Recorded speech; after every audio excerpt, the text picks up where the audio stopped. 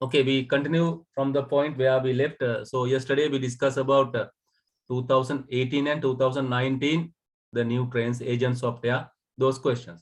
Today we are starting to discuss about rest of the things. අපි කතා කරන ඉතුරු ටික අපි යන්නේ 2017 පේපර් එකට. ඉතින් 2017 පේපර් එකේ ස්ට්‍රක්චර්ඩ් එකේ තුන්වෙනි ප්‍රශ්නේ A කොටස තියෙන්නේ මේ සම්බන්ධයෙන්. 3A. අපි පොඩ්ඩක් අරන් බලමු 3A කොටස කොහොමද අපිට කරගන්න පුළුවන් කියලා මේකේ. ස්ට්‍රක්චර්ඩ් එකේ 3A. ඇත්තටම මෙයා බොහොම පුංචි ප්‍රශ්න අහන්නේ, දිග වැල්වට අරන් ප්‍රශ්න අහන්නේ නැහැ. බලාපොරොත්තු වෙන කෙටි උත්තර. As I told you, always we have to write the short answer, but those answers should be comprehensive enough to understand and explain the concept. And the same time, they should be complete enough. හරි? ඉතින් අපිට මෙන්න මේ වගේ ප්‍රශ්නයක් අහනවා 2017 දී in e-commerce to make something B2B, okay, what are the conditions to satisfy? අපි යම්කිසි ව්‍යාපාරික ආයතනයක් නේද, තවත් ව්‍යාපාරික ගණනුවක් කරනවා නම් ඒක B2B කියලා වර්ගීකරණය කරන්න බලපාන මූලික කොන්දේසි මොනවද කියලා අහනවා. පුළුවන්ද කියන කොන්දේසි ටික?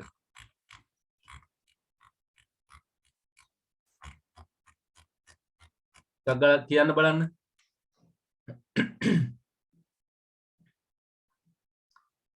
voice වලින් කිව්වත් කමක් නැහැ. chat එකට දැම්මත් කමක් නැහැ. What are the basic conditions it should satisfy? කොන්දේසි තුනක් අහනවා. තුනක්ම අහනවා. අපි තුනක්ම ලියන්න ඕන.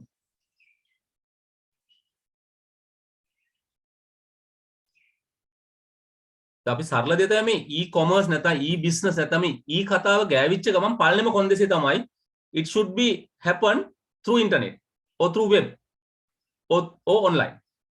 ඒක තමයි first condition එක. අපි හැමසම කියන්නේ පළවෙනි කොන්දේසිය මොකද්ද? මේ e-කතාව සම්බන්ධ ගමන් electronic කියන එක සම්බන්ධ වෙන්නේ. e-commerce, electronic commerce නේ, ඉලෙක්ට්‍රොනික වාණිජ්‍ය, e-වාණිජ්‍ය. તો මේකේ පළවෙනිම කොන්දේසිය වෙන්නේ මොකක්ද? පළවෙනිම කොන්දේසිය වෙන්නේ හැමසෙම මේක වෙන්න සිද්ධ වෙන්න ඕනි මාර්ගගතව. එහෙම නැත්නම් අන්තර්ජාලය හරහා, නැත්නම් වෙබ් එක හරහා. දැන් වෙබ් එක කිව්වත් කමක් නැහැ, අන්තර්ජාලය කිව්වත් කමක් නැහැ, ඔන්ලයින් මාර්ගගත කිව්වත් කමක් නැහැ. තුනම එකම අදහස දෙන්නේ. So we have to say the first condition should be it should happen in internet, or it should happen as online mode. It should happen through a website. අපි යම්සෑ කියනවා පළවෙනි කොන්දේසි තමයි මේක අනිවාර්යෙන් සිද්ධ වෙන්න ඕනේ අන්තර්ජාලය හරහා. එහෙම නැත්නම් වෙබ් එක හරහා. එහෙම නැත්නම් මාර්ගගත ආකාරය. ඔය තුනම එකනේ ඇත්තෙම. ඉතින් ඔය මොකක් හරි අදහසක් එන වචන ලියන්න. දැන් පළවෙනි කොන්දේසිය. දෙවෙනි කොන්දේසිය මොකක්ද?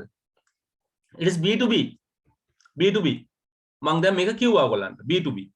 එතන භාණ්ඩය අලෙවි කරන පුද්ගලයා හෝ ආයතනය ව්‍යාපාරික ආයතනයක් හෝ ව්‍යාපාරික පුද්ගලෙක් වෙන්න. He is selling item for the purpose of business. එයා මේ වෙළඳාම කරන්න ඕනේ ව්‍යාපාරයක් වශයෙන්. එතන මේ භාණ්ඩය අලෙවි කරන පුද්ගලයා මොළෙන් වෙන්නේ? අලෙවි කරන පුද්ගලයා අනිවාර්යයෙන්ම මොකද වෙන්න ඕනේ? ව්‍යාපාරික ආයතනයක් හෝ ව්‍යාපාරිකයෙක් වෙන්න ඕනේ. එයා භාණ්ඩ අලෙවි කරන්නේ ලාභ ලැබීමේ පරමාර්ථය මත වෙන්න. ඒකයි ව්‍යාපාරයක් කියන්නේ. So if you look at this business to business, the seller should be a business person or business organization. He should make the business for intention of getting profit.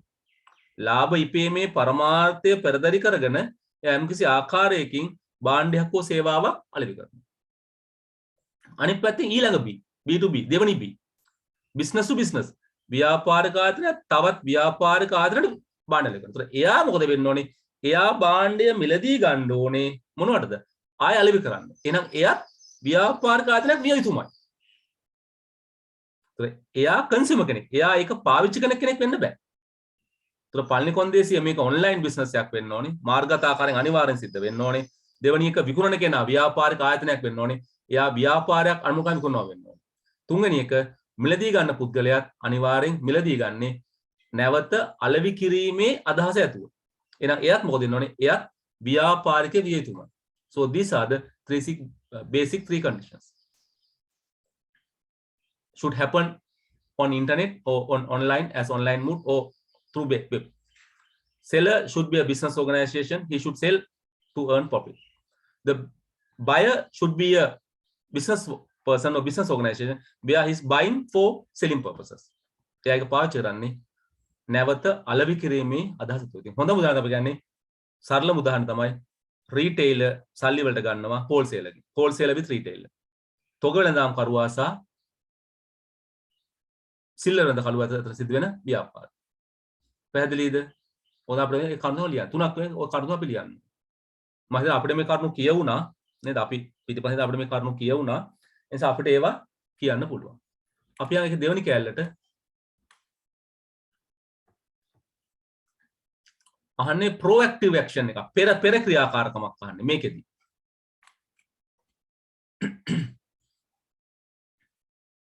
දැන් seller කියන කෙනා වෙනුවට අපි පාවිච්චි කරනවා agent කෙනෙක්. මෙතනදී වැදගත්ම දේ තමයි මේ ව්‍යාපාරයක් නේ මේක. ඒතර පළවෙනි මගේ ලාභ ලැබීමේ අරමුණ ඇතුව. ලාභ ලැබීම. ඒක තමයි ව්‍යාපාරයක එක ප්‍රධානම තමයි මොකද්ද? ලාභ ලැබීම. If you look at the business, one of the main objective is earn profit. එතකොට මේ ඒජන්ට් ලව මොකද්ද අපි කරන්න යන්නේ? මොකද කරන්න ඕනේ? එයා උත්සාහ කරන්න ඕනේ ලාභය උපරිම කරන්න යම්කිසි ආකාරයක ව්‍යාපාරික ක්‍රියාදාමයක්. හොඳින් මතක තියාගන්න. ඒතර මේ කතා කරන මේ බිස්නස් එක තුල මේ ක්‍රියාදාමය තුල හැමසෙම ව්‍යාපාරික උත්සාහ කරන ලාභය උපරිම කරන්න. ඒතර ඒජන්ට් දාලා මොකද කරන්න යන්නේ? වැඩිපුර ලාභ ලබා ගන්න. ප්‍රොඇක්ටිව් එයා මුලින් ක්‍රියාත්මක වෙලා වැඩිපුර ලාභයක් ලබන්න අවශ්‍ය කරන යම්කිසි ක්‍රියාදාමයක් ගන්න. අපි දන්නේ නැහැ මොකද්ද ගන්න ක්‍රියාදාමය කියලා. මොනවද කරන්න කියලා අපි දන්නේ නැහැ. හැබැයි එයා උත්සාහ කරන්නේ මොකද්ද? හැමතිස්සෙම අදාළ ආයතනයට ලැබෙන ලාභය වැඩි කරන්න. ඉතින් ඒකට එකක් තමයි finding the potential best potential customer. වඩාත්ම සුදුසු පාරිභෝගිකය හොයාගන්න. දැන් මෙතනදී පාරිභෝගිකය වෙන්නේ තවත් ව්‍යාපාරික ආයතනයක්. හොඳට මතක තියාගන්න. ඒ කියන්නේ අපි භාණ්ඩය විකුණන පළවෙනි ආයතනක තව බිස්නස් කාර්යයක්. ඒතර එයා හොයාගන්න ඕනේ වඩාත් හොඳින් ලාභ ලැබිය හැකි ව්‍යාපාරික ආකෘතියක්. ඒත් අපිට සරලව කියන්න වෙන්නේ මොකද්ද? සරලව කියන්න වෙන්නේ මේ ඒජන්තවරයා නියෝජිතයා හැමතිස්සෙම නේද? උපරිම ලාභයක් ලබා දිය හැකි ආකාරයට මේ ව්‍යාපාරික ගණනු කරන්න අවශ්‍ය කරන ක්‍රියාකාරකම් කරන්න ඕනේ. ලාභය උපරිම කරන්න. So he should take action. The software agent should take action to increase the profit to the maximum. To the maximum. උපරිම ප්‍රමාණයට. So දැන් උතනට අපිට කතා කරන අර ඕගොල්ලෝ අපි කතා කරපු අර forward auction, reverse auction ඒ ඔක්කොම සම්බන්ධ කරන්න පුළුවන්. ඒතර මේ කියන මේ ව්‍යාපාරික ගණදෙනුව අපිට ඕන නම් auction ආකාරයෙන් යන්න පුළුවන් නේද? ඔන්න බලන්න සම්බන්ධ කරන්න හැටි අපි මෙතනදී. So if you look at this business, it can happen as auction mode. Maybe forward auction or maybe reverse auction. It can happen. දැන් උදාහරණයක් අපි දන්නේ නැහැ මේ ව්‍යාපාරික ආයතනයේ භාණ්ඩ අල එයා නිෂ්පාදකයෙක් නෙමෙයි සමහරට. එයා වෙන කෙනෙක්ගෙන් භාණ්ඩ අරගෙන තව කෙනෙක්ට විකුණනවා. මම හැමසෙම කියන්නේ මේ දැන් ආර්ථික මධ්‍යස්ථානයක් අයක් ගත්ත දඹුල්ල ආර්ථික මධ්‍යස්ථානය ගන්නකො. ඔය දඹුල්ල ආර්ථික මධ්‍යස්ථානයේනේ ව්‍යාපාරිකෝ. ඒතර ඒගොල්ලෝ භාණ්ඩ ගන්නෙ කොහෙන්ද? ගොවියගෙන්. So ගොවියගෙන් භාණ්ඩ ගෙනල්ලා එයා ආයෙ විකුණනවා තව කාට හරි. ඉතින් සමහරට මේ B2B business එක අපි කියවට දැන් wholesaler to retailer කියලා සමහරට wholesaler වෙන්නත් පුළුවන්. තව wholesaler කෙනෙකුට. ඒතර second level wholesaler. මේ අපි කියපු මේ කතාවේදී තොග වෙලෙන්දා තවත් තොග වෙලෙන්දට භාණ්ඩ අලෙවි කරනවා වෙන්න පුළුවන්. තවත් තොග වෙලෙන්දෙකුට. උදාහරණයක් වශයෙන් දැන් භාණ්ඩ ඒජන්තවරයෙක් අපි කියන්නේ ඔය ඒජන්ට්ලා කියලා. අපි කියමු මොන හරි ගන්නකො කිරිපිටි වර්ගයක්. ඒක කිරිපිටි නිෂ්පාදකයා ඉන්නවා. කිරිපිටි නිෂ්පාදකයා කිරිපිටි දෙන්නේ කාටද? බෙදා හැරීමේ නියෝජිතයෙකුට. ඒක බෙදා හැරීමේ නියෝජිතයා දෙනවා තොක් කඩේ. තොක් කඩේ දෙන සිල්ලර් වෙලෙන්දෙකුට. සමහරට මේ අතර සිල්ලර වෙලෙන්දට එන්න ඉස්සෙල්ලා තොග වෙලෙන්ද 3 දෙනෙක් 4 දෙනෙක් ඉන්න පුළුවන්. සමහර අවස්ථාවල. දැන් අපි උදාහරණයක් වශයෙන් ගත්තොත් දඹුල්ල ආර්ථික මධ්‍යස්ථානයේ ක්‍රියාදාමය අපි කතා කරොත් නේද? ගොවියාගෙන් දඹුල්ලට ගේනවා, දඹුල්ලෙන් පිටකොටුවට ගේනවා. ඒක දඹුල්ලේ ඉන්නේ තොග වෙලෙන්ද. පිටකොටුවේ ඉන්නේ තොග වෙලෙන්ද. ඒක පිටකොටුවෙන් ගන්නවා සාමාන්‍ය සිල්ලර වෙලෙන්ද. බලන්න. අපි දැන් ආයෙත් සරල කරොත් අපි හිතමු දැන් පිටකොටුවේ තොග වෙලෙන්දගෙන් තව නගරයක තොග වෙලෙන්ද කරා යනවා. එයාගේ නගරේ සිල්ලර වෙලෙන්දට විකුණන්නේ. එයා සිල්ලර විකුණන්නේ නැහැ. එයා ගෙනල්ලා ආයසරයක් බෙදන්නේ අනිත් කට්ටියට. බලන්න ඒක process එක ගොඩාක් සංකීර්ණයිනේ. ඕන මං කියන්නේ මේක අර ලාභය උපරිම කරන්න ක්‍රියාදාමයක් ගන්න. ඒතර ඒජන්ට් හොයාගන්න පුළුවන් who is the final buyer. අවසාන පාරිභෝගිකයා කවුද? අවසාන මිලදී ගන්න කවුද? ඒතර එයාට විකුණන්න පුළුවන් නම් ලාභය උපරිම කරගන්න පුළුවන්. දැන් අතරමඟ ඉන්න අර සේල්ස් කට්ටිය අඩු කරාම නේද? එතකොට එකක් මිල අඩු කරන්නත් පුළුවන්. ඒ වගේම අවසාන පාරිභෝගිකයාගෙන් වැඩි මිලක් ගන්නත් පුළුවන්. ඒතර ප්‍රොඇක්ටිව් එකේ ඒක තමයි එයා ගන්න. එයා උත්සාහ කරනවා ලාභය උපරිම කරන්න. ඒතර එයා ගොඩක් ඇක්ෂන් ගන්න පුළුවන්. simply say finding the potential customer, best potential customer. වඩාත්ම සුදුසු පාරිභෝගිකයා. දැන් මෙතනදී මේ පාරිභෝගික කියලා මම කිව්වට එයත් ව්‍යාපාරික ආයතනයක්. හරිද? දැන් මේ B2B නේ. අපි දකින්නේ මේ මිලදී ගන්න පුද්ගලයා හෝ ආයතනය එයත් වෙළඳාම් කරන තරම්. අන්න ඒකයි මේකේ තියෙන කතාව. ඒ නිසා මේක අපිට ඔය කතාව කියන්න පුළුවන් වෙයි කියලා මම හිතනවා. පැහැදිලිද? ප්‍රශ්න මොකුත් තියෙනවද?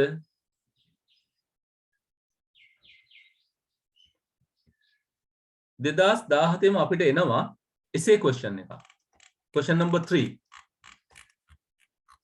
ඒකෙත් අහනවා මේ වගේම පොඩි ප්‍රශ්න ටිකක් මේ හා සම්බන්ධයෙන් ප්‍රශ්න අංක 3. මෙන්න මේක.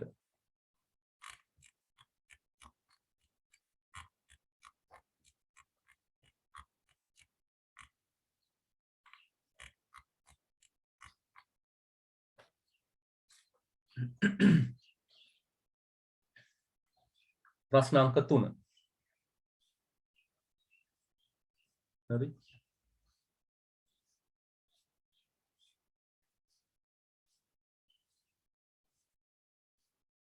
හොඳයි මට දාන්නකො උත්තර A B C D වලට රටක් ගාලා. ප්‍රශ්නේ වලට පැහැදිලි. හැම කෙනෙක්ම දාන්න බලන රටක් ගාලා මේකට උත්තර.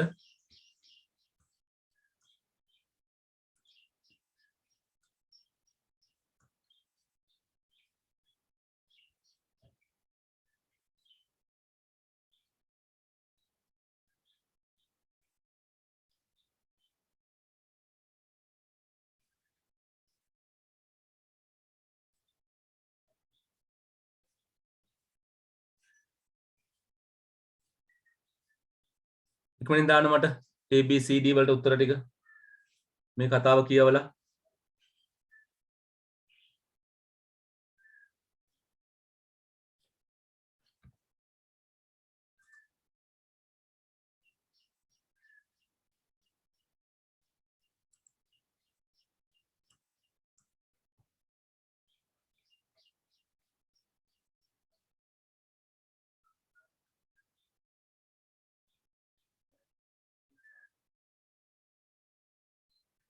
ඔව් දෙන දෙක උත්තර ටික හරි.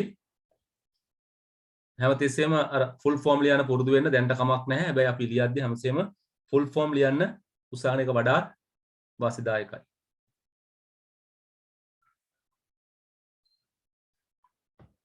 අපිට හතරෙනි එක යම්සි දෙයක් ලියන්න වෙනවා. අනිත් අයත් දාන්න බලන්න.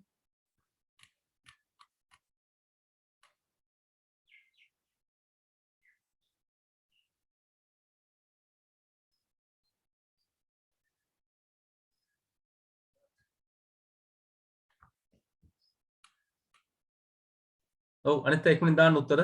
අපිට බලන්න කොහොමද ඔයගොල්ලෝ ලියන්නේ මොනවද කියලා. වෙන සරල ප්‍රශ්න අහන්නේ. අපි හරියට කේස් එක තේරුම් ගත්තොත් උත්තරය. හැබැයි ඉතින් අපිට මේක තේරුම් ගන්න බැරි නම් අපේ උත්තරේ වැරදි. ඒ කියන්නේ තමයි භයානකත්වය. If you do not understand the requested problem, what they expected, you writing a wrong answer. That's why we have to understand that one very well. සංකල්ප බොහොම චුට්ටයි තියෙන්නේ. බොහොම පොඩි සංකල්ප ටිකක් තියෙන්නේ. ඔය අපි කතර B එකයි C එකයි G එකයි E එකයි. ඔය හතර තමයි සම්බන්ධ කරන්නේ. සම්බන්ධතාවය කොහොමද පවතින්නේ?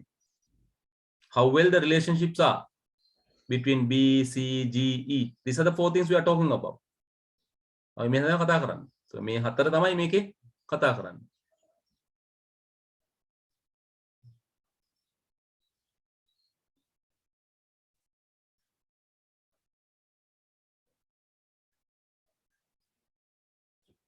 ඔව් අනිත් කරික්ම උත්තර දාන්න. Tamanට උත්තර දාන්න පුළුවන් නේ. ඔව් විදුෂි අපිට ABC තුනටම දාන්න ඕනේ. දැන් දාපු එක හරි. ඒක මම A කියලා එක හිතනවා මම නේද? A කියලා හිතනවා ඒක. ඒක හරි.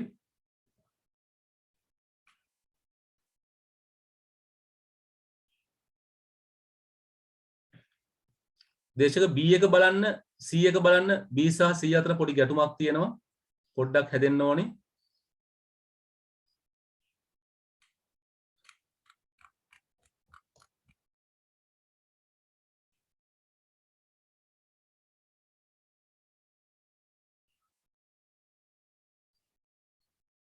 රිද්මි ඔව් අපිට දානවා සුපුන් උත්තරයක් දානවා.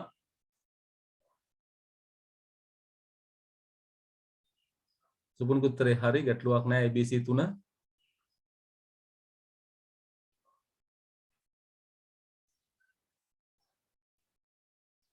දැන් බලන්න ඔයගොල්ලෝ මේ අවුරුද්දේ මේ 2017 කියන අවුරුද්ද 15 16 අවුරුදු වල ලංකාවේ ඩෙන්ගු ව්‍යාපෘති ඉතාමත් ලොකුවට තිබුණා. ඒක නිසා තමයි 17 ප්‍රශ්න පත්‍රයට මේ ඩෙන්ගු ගැන කතාවක් ගත්තේ. නිසා සමහර විට දැන් අද වෙනකොට ඔයගොල්ලෝ දන්නවා මේ දවස්වල තියෙනවානේ අපි hot topics hot business topics. ඒතර අපේ ප්‍රශ්න පත්‍රයේට මේ hot business topic එකක් එක්ක මේ වගේ මේ trend එකක් දාගන්න පුළුවන්. දැන් ගෑස් ප්‍රශ්නේ වෙන්න පුළුවන්, තෙල් ප්‍රශ්නේ වෙන්න පුළුවන්, නේද? පොහොර ප්‍රශ්නේ වෙන්න පුළුවන්. ඒ වගේ ප්‍රශ්නයක් අපිට මේකට එකතු කරගන්න පුළුවන්කම තියෙනවා. So these days there are some hot topics.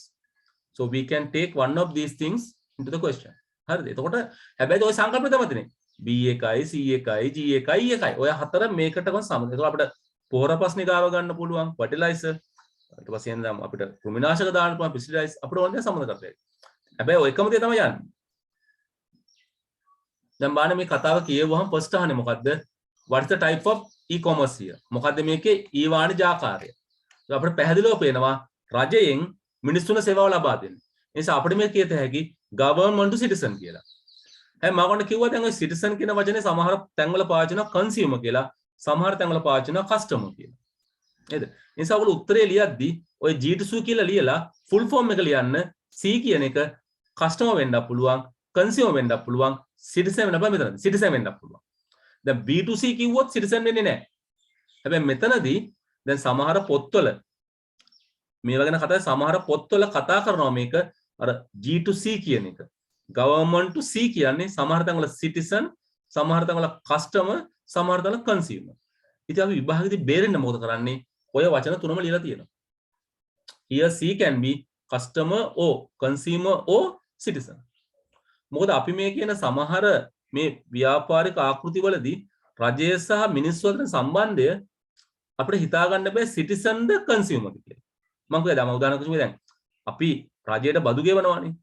දැන් බදු ගෙවන එක අනිවාර්ය ලක්ෂණයක්. ඒක බදු ගෙවද්දී අපි සිටිසන්. හැබැයි රජයෙන් භාණ්ඩයක් මිලදී ගන්න. රජයේ ආයතනයක. You are buying something from a government sales center like Satosa. ඒ වගේ තැනකදී අපිට ඒක සිටිසන් කියන්න අමාරුයි. සිටිසන් කියන්න අමාරුයි. ඒක මොකද කරන්නේ? එතන දාගන්නවා කන්සියුමර් නැත්නම් කස්ටමර් කියන වචනේ. පේනවද? නිසා දැන් මට නම් මේකෙදි වඩා හොඳයි කියලා හිතෙන්නේ සිටිසන් කියන වචනේ. නේද? මට සිටිසන් කියන වචනේ මට හිතෙන්නේ එහෙමයි. නමුත් මාකින් ස්කීමේ තිබුණේ කස්ටමර් කියලා. හැබැයි ඒක වෙන කන්සියුමර් කියලා. ඉතින් ඒක නිසා අපිට පොඩි ගැටලුවක් තියෙනවා. ඒ නිසා ඔයගොල්ලෝ හැමසෙම මොකද? You try to write comprehensive complete answer. අර්ථවත් පුළුල් උත්තරයක්. ලොකු උත්තරයක් ලියන්න. ඒ ෂෝට් කෙටියෙන්. එතනදී අපි අර අපේ බේරුමට මෙතන C කියන එකේ අදහස කස්ටමර් වෙන්නත් පුළුවන්, කන්සියුමර් වෙන්නත් පුළුවන්, සිටිසන් වෙන්නත් පුළුවන් කියන එක ලියන්න. හැබැයි ඉතින් කිසිම වෙලාවක මේ G2C එකක් තියන්නත් එපා. You don't keep like that. ඒතරත් තියන්නත් එපා. එතකොට ඒක තුල ගැටලු ඇති වෙන්න පුළුවන්. පැහැදිලිද? එතකොට B කියන එක නම් ප්‍රශ්නේ ඉතාමත් පැහැදිලි. B කියන එක ඉතාමත් පැහැදිලි නේද? B කියන ඉතාමත් පැහැදිලි. මොකද්ද මේ කියන්නේ? බානෝ ප්‍රශ්නේ හොඳට කියලානේ. මදුරු ව්‍යාප්තිය අවම කරන විලක කරා. තමසේ ලියාපත ආයතන වලට සපලා. ආයතන. ඒතර ආයතන කිව්වොත් අනිවාර්යෙන් අපිට ගන්න වෙන්නේ business organizations. හැබැයි අපි කතා කරන ව්‍යාපාරික ආයතන වර්ග කිහිපයක් තියෙනවානේ. තනි ව්‍යාපාර, single owner, හවුල් ව්‍යාපාර නේද? combine. ඊට පස්සේ සංස්ථා වගේ දේවල්. එහෙම නැත්නම් ලොකු ආයතන අධ්‍යක්ෂ මණ්ඩල පාලනය. එතකොට ඒක ආයතන ගොඩක්. ඒතර මේක තුල අපිට හරි අමාරුයි මේ ආයතනය කියන එක තනි පුද්ගලයෙක් සතු ආයතනයක්ද? නැත්නම් හවුල් ව්‍යාපාරයක්ද? නැත්නම් පුළුල් ආයතන කියලා තේරුම් ගන්න. So here it is very much difficult to explain what that organization is. Is it a single owner organization or multi owner organization or some kind of a established organization නේද සංස්ථාපිත එතකොට ඉතින් එතනදී මට නම් වඩා හොඳ උත්තරේ G2B government to business වඩා හොඳ උත්තරේ එහෙමයි justify කරන්න ඕනේ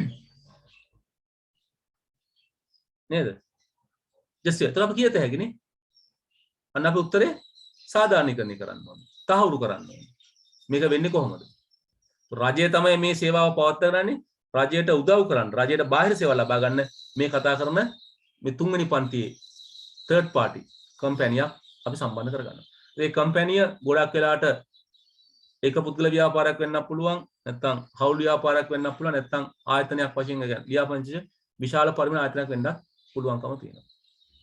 හරි. ඉතින් වඩාත් හොඳයි මේකට B කියන එක government to business. රජය විසින් ව්‍යාපාරික ආයතන සඳහා ලබා දෙන ලබන සේවා.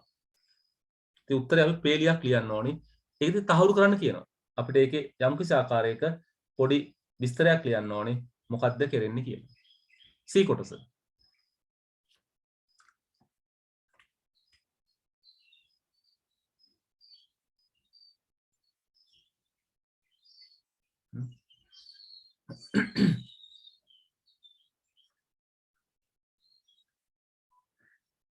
C කොටස. දැන් මේකට මේක අහන්නේ ඇයි මේක B2B කියන්න බැරි කියලා. business to business කියන්න බැරි. ඔකනේ අහන්නේ. ඇයි මේක business business කියන්න බැරි? අපි සාමාන්‍යයෙන් දැන් මේකේ නේද? රාජ්‍ය අධිකාරියට මාර්ගදර්ශන ලබා දෙනවා. તો රාජ්‍ය අධිකාරිය රජය. රජය කියනක අපි කවදාවත් ව්‍යාපාරික ආයතන සලකන්නේ නැහැ. We never treat government as a business organization. ඇත්තටම රජය ගත්තොත් රජයෙන් දෙන සේවා ගොඩක් තියෙනවා. එකක් තමයි රජයෙන් සේවා සපයනවා ජනතාවට. සහ ආයතන වලට. නැත්නම් ව්‍යාපාරික ආයතන. ඊට අමතරව සේවකයන්. ඒතර රජය කියනක අපි කවදාවත් ව්‍යාපාරික ආයතන ලබන්න සලකන්නේ නැහැ. හරි? දැන් අපි ගාන උදාහරණ වශයෙන් ගත්තොත් දැන් හොඳම දේ තමයි අපි දැන් ඇමරිකාවේ රටක් ගත්තොත් ඇමරිකාව වගේ රටක රාජ්‍ය සේවාංශය ඉතාමත් අඩුයි. ඒගොල්ලෝ ඔක්කොම කරන්නේ පෞද්ගලික සේවා හරහා. හැබැයි මේ සියලුම පෞද්ගලික සේවා ඒගොල්ලෝ නියාමනය කරනවා. අපි දැන් ලංකාව වගේ රටක් ගත්තොත් ලංකාව වගේ රටක සේවා ගොඩක් සපයන රජය. සේවා ගොඩක්. දැන් සෞඛ්‍ය වය ගත්තොත් අධ්‍යාපන ඔක්කොම රජයනේ මූලික වෙන්නේ මුල. අනිත් පෞද්ගලිකව තියෙනවා. හැබැයි දැන් ඇමරිකාවේ රටක් ගත්තොත් ඒවයි රජය වශයෙන් කරන පාසල් ආරම්භය බොහොම අඩු ප්‍රමාණයක් තියෙනවා. හොස්පිටල් එහෙම අඩු ප්‍රමාණයක් තියෙනවා. ඒතර ඒගොල්ලෝ ඒවා නියාමනය කිරීමක් කරනවා. ඒ නිසා ඒගොල්ලෝ ඇත්තටම කියන්නේ සේවාවක් සපයනවා. They provide some kind of a service. ඒගොල්ලෝ ව්‍යාපාරික වශයෙන් ඒවා කරන්නේ නැහැ. ලංකාවේ අපි ගත්තොත් තත්ත්වය වෙනස්. අපි ලංකාවේ රජ ආයතන ගත්තොත් ව්‍යාපාරික ආයතනක් තියෙනවා සේවා සපයන ආයතන. දැන් අධ්‍යාපනය ගත්තොත් ව්‍යාපාරික නෙමෙයි. සෞඛ්‍ය ගත්තොත් ව්‍යාපාරික නෙමෙයි. හැබැයි ඔයගොල්ලෝ දැන් ඔය දැන් මේ දවස් ගෑස් වගේ දේවල්. ඒවා ව්‍යාපාරික. රජය කරන ව්‍යාපාරය. දැන් විදුලි බල මණ්ඩලය පවා රජය කරන ව්‍යාපාරය. හරි? දැන් පොහොර වය ගත්තොත් පොහොර කියන එකේදී ලොකු ගැටලුවක් තියෙනවා. તો රජයේ ව්‍යාපාරයක් තමයි කරන්නේ. හැබැයි ලොකු ඒගොල්ලෝ ආධාරයක් දෙනවා. ඒ රජය පොහොර ගෙනල්ලා ලොකු ආධාරයක්. ඒතකොට රජය එකෙන් පාඩු ලබනවා. නමුත් දැන් තෙල් වය ගත්තොත් රජය පාඩු ලබන්නේ නැහැ. රජයේ ලාභ ලැබීමේ අරමුණ දෙක කරන්නේ. හැබැයි පොහොර කියන එක රජය කරන්නේ සේවාවක් වශයෙන්. ව්‍යාපාරයක් කොට සේවාවක් වශයෙන්. හොඳට බලන්න මේ අර්ථය තේරුම් ගන්න. දැන් සෞඛ්‍ය ගත්තොත් නේද? අපිට බෙහෙත් ගන්න ගියාම හොස්පිටල් එකේ charge කරන්නේ නැහැ කිසිම දෙයක්. අපිට සියල්ලම නොමිලේ ලබා දෙනවනේ. අධ්‍යාපනයත් එහෙමනේ. ඕගොල්ලන් එකේ පන්සල විශ්වවිද්‍යාල උපාධිය දක්වා පළවෙනි උපාධිය දක්වා ඔක්කොම නොමිලේ. මුදල් කිරීමක් කරන්නේ නැහැ. එතකොට සේවා තියෙනවා. මේ කතාව අපි තේරුම් ගන්න ඕනේ කොහොමද වෙන්නේ කියලා. ව්‍යාපාරයක් කියන්නේ මොකක්ද? සේවාවක් කියන්නේ මොකක්ද? તો ව්‍යාපාරික මූලික අරමුණ මොකද? ලාභ ලැබීම. සේවාවේදී ලාභ ලැබීමේ අරමුණක් නැහැ. તો රජය කියන එක ගත්තොත් රජයේ මූලිකම සංකල්පය මොකද්ද? Providing services to the citizens, to the business organization, to the employees. හැබැයි මෙතනදී අපි කියනවා දැන් ඔය ව්‍යාපාරික ආයතන වල සේවා ලබා දීමේදී එයාට වක්‍රව ලාභයක් ලැබෙනවා. ඔය ව්‍යාපාර ලියාපදිංචි වගේ දේවල් වලදී ඊට පස්සේ ව්‍යාපාරයට බදු අය කිරීම වගේ දේවල්. එතකොට ඒවෙන් එයාට ලාභයක් ලැබෙනවා. ලාභයක් අතරම ආදායමක් ලැබෙනවා. ලාභයක් නෙමෙයි ආදායම. He gets some kind of revenue. Maybe not profit. සමේක දෙකක්. ආදායම් ලැබීම එකක්, ලාභ ලැබීම තව එකක්. මොකද ලාභ ලබන්න යමක් අලෙවි කරන්න ඕනේ. ආදායම් ලබන්න අලෙවි කරන්න ඕනේ නැහැ. අලෙවි කරන්න ඕනේ නැහැ. අලෙවි කිරීමක් කරන්න ඕනේ ආදායමක් ලබන්න. හරි? දැන් අපි කියන්නේ බදු ආදායමනේ. taxed income. तो tax අය කරාද මොකුත් විකුණන්නේ නැහැ නේ. તો රාජ්‍ය ආදායම ලබන නිසා මේක ටිකක් සංකීර්ණ කතාවක් විශේෂයෙන් කොමර්ස් කරන කට්ටිය මට වඩා හොඳින් මේක දන්නවා නේද? කොමර්ස් සබ්ජෙක්ට් කරන කට්ටිය මට වඩා හොඳින් දන්නවා. ඉතින් මේකද අපි මේ සරල කතාව දෙද. එතකොට මේක අපෙන් අහන්නේ ඇයි බැරි කියලා B2B කියලා. අපි කියන්න ඕනේ මොකද මෙතනදී මේ සම්පූර්ණ ක්‍රියාදාමයේ මෙහෙවන්නේ රාජ්‍ය ආයතන. රජය.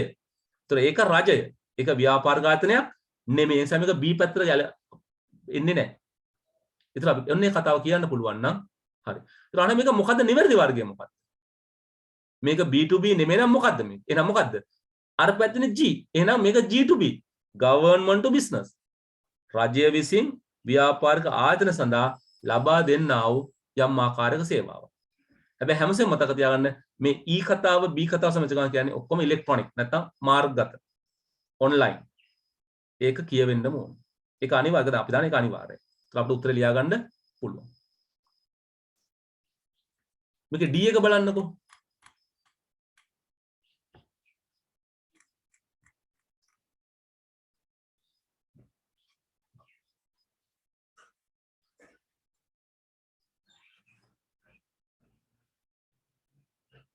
මේ කටෙන් කරන දායකත්වය what is the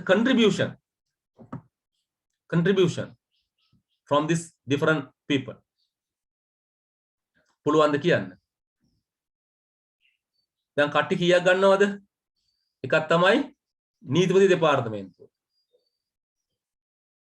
අනිත් එක තමයි වසංගතෝද විද්‍යාංශය දැන් අද මේක අපිට අදත් ඇප්ලයි වෙනවනේ Attorney General Departments and the epidemic units මේ දෙක තමයි පාවිච්චි කරන්නේ මේ දෙක වලින් මොනවද ගන්නෙ දැන් අද අපිට මේක ගත්තේ කොවිඩ් වසංගතයට පේනවනේ so now they can fine tune this question to match with the present situation for example say covid නේ කොරෝනා වසංගතය ගන්න පුළුවන් මේක මොකද්ද ඔයගොල්ලෝ ලියන්නේ එතකොට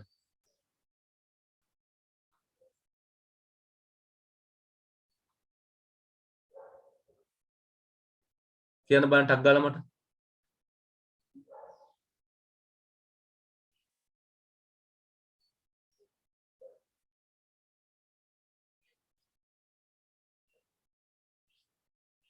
voice link කිව්වත් කමක් නැහැ. සබත් නීතිපති දෙපාර්තමේන්තුවේ මොකද්ද මේගොල්ලන්ගේ දෙන්න ඕන ඉන්පුට් එක මේකට?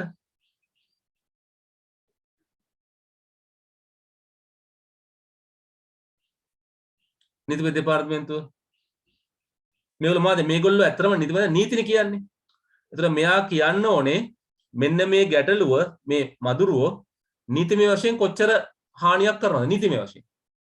ඒක නීතියට කොච්චර එකඟද කොච්චර එකඟ නැද්ද නැත්නම් මොන වගේ නීතියද කඩන්නේ නේද ඒතර එයා ලබා දෙන්න ඕනේ මොන නීතියද කඩන්නේ ඒ නිසා මෙයාට කොච්චර දඩ මුදලක් අය කරන්න පුළුවන්ද අය කරනවද so now the Attorney General Department should say what rule has been broken what is the illegal action they have done what kind of depth of this broken of the actions මොන වගේ ප්‍රමාණයක වැරද්දද මෙයා කරලා තියෙන්නේ ඒක තමයි මේකෙන් බලාපොරොත්තු. ඒතර මේ වැරද්දට කොච්චර ලොකු දඬුවමක් දෙන්න ඕනද? මොකක්ද ඒ දඬුවම? දැන් දඩනේ. so how much fine? ඒතර එක level එකෙන් කියත හැකි නේද? එක මට්ටමින් කියත හැකි. මෙන්න මේ වැරදි වලට මෙන්න මෙච්චර කරනවා. හොඳම දේ දැන් අපි කොහොමද වාහනේවලදී කියන වාහනවලදී එක වැරදි කරනනේ වාහනවලදී. ඒ වැරදි වලට එක දඩනේ අය කරන්නේ. මේ වැරද්දට මෙච්චරයි. මේ වැරද්දට මෙච්චරයි. මේ වැරද්දට මෙච්චරයි. මේ වැරද්දට මෙච්චරයි. so අපිට ඒ වගේ මේ දඩ අය කරද්දී කියත හැකි. මෙන්න වතුර තියෙනවා මෙන්න මේ වගේ වතුර තිබ්බොත් මෙන්න මෙච්චර අය කිරීම. මෙතන තිබ්බොත් මෙතන අය කිරීම. දැන් ඒකම අපිට ගත්ත හැකි දැන් වර්තමාන තත්ත්වයට මේ ප්‍රශ්නේ වර්තමානට හොඳට ගත්ත හැකි. මම කියලා දැන් අපිට මේලා දෙන ප්‍රශ්න 3-4ක් තියෙනවානේ. පෝර ප්‍රශ්නේ තියෙනවා. නේ? ගෑස් ප්‍රශ්නේ තියෙනවා. හාල් ප්‍රශ්නේ තියෙනවා. ඊට පස්සේ අනිත් පැත්තෙන් ගත්තොත් මේ කොවිඩ් වසංගත ප්‍රශ්නේ තියෙනවා. So this year they can map this one something similar to this situation. අපිට ඇත්තටම මේ தත්තට මේක ඇප්ලයි කරගන්න පුළුවන්. So මේ කතා කරන්නේ expert system ගැන. So expert system මූලික අදහස මොකද්ද? We should have a knowledge base. අපිට දැනුම් පාදකයක් තියෙනවා knowledge base එක. So දැනුම් පාදක තියෙනෝනේ මෙන්න වැරද්ද මෙන්න මේකට අය කළ යුතු දඩමුදල්. This is illegal action, this is the fine charges. So අපිට පුළුවන් ලයිස්තු ගත කරන්න. මෙහෙමනම් මෙහෙමයි මෙහෙමනම් මෙහෙමයි මෙහෙමනම් මෙහෙම. සරල උදාහරණයක් ගත්තොත් මදුරු කීටුවේ මෙච්චර ප්‍රමාණයක් හිටියොත් දඩමුදල මෙච්චරක් කරන්න. සාම්පලයක් නේ ගන්නෙ සාම්පල් එකේ. මදුරු කීටුවේ මෙන්න මේ ප්‍රදේශ දැන් ගෙදලා කොච්චර දුරකින්ද මදුරු කීටුවේ ඉන්නේ. දැන් අපේ ගෙට ආйти ප්‍රදේශයක් තියෙනවනේ ප්‍රමාණයක්. අපේ ගෙට අඩි 10ක් දුර නම් මෙච්චරක්. අඩි 20ක් දුර නම් මෙච්චරක්. අඩි 30ක් දුර නම් මෙච්චරක්. පොදු කාණුවක නම් මෙහෙමයි. තමයි කාණුව නම් මෙහෙමයි. එහෙම කියත හැකියි. පේනවද? ඒතර එන්නේ අදහස් තමයි මේ අපිට ලබා දෙන්න ඕනේ. ඒ මොකද්ද? ඔය නීතිපති දෙපාර්තමේන්තුව පැත්තෙන් කළ යුතු දේවල්.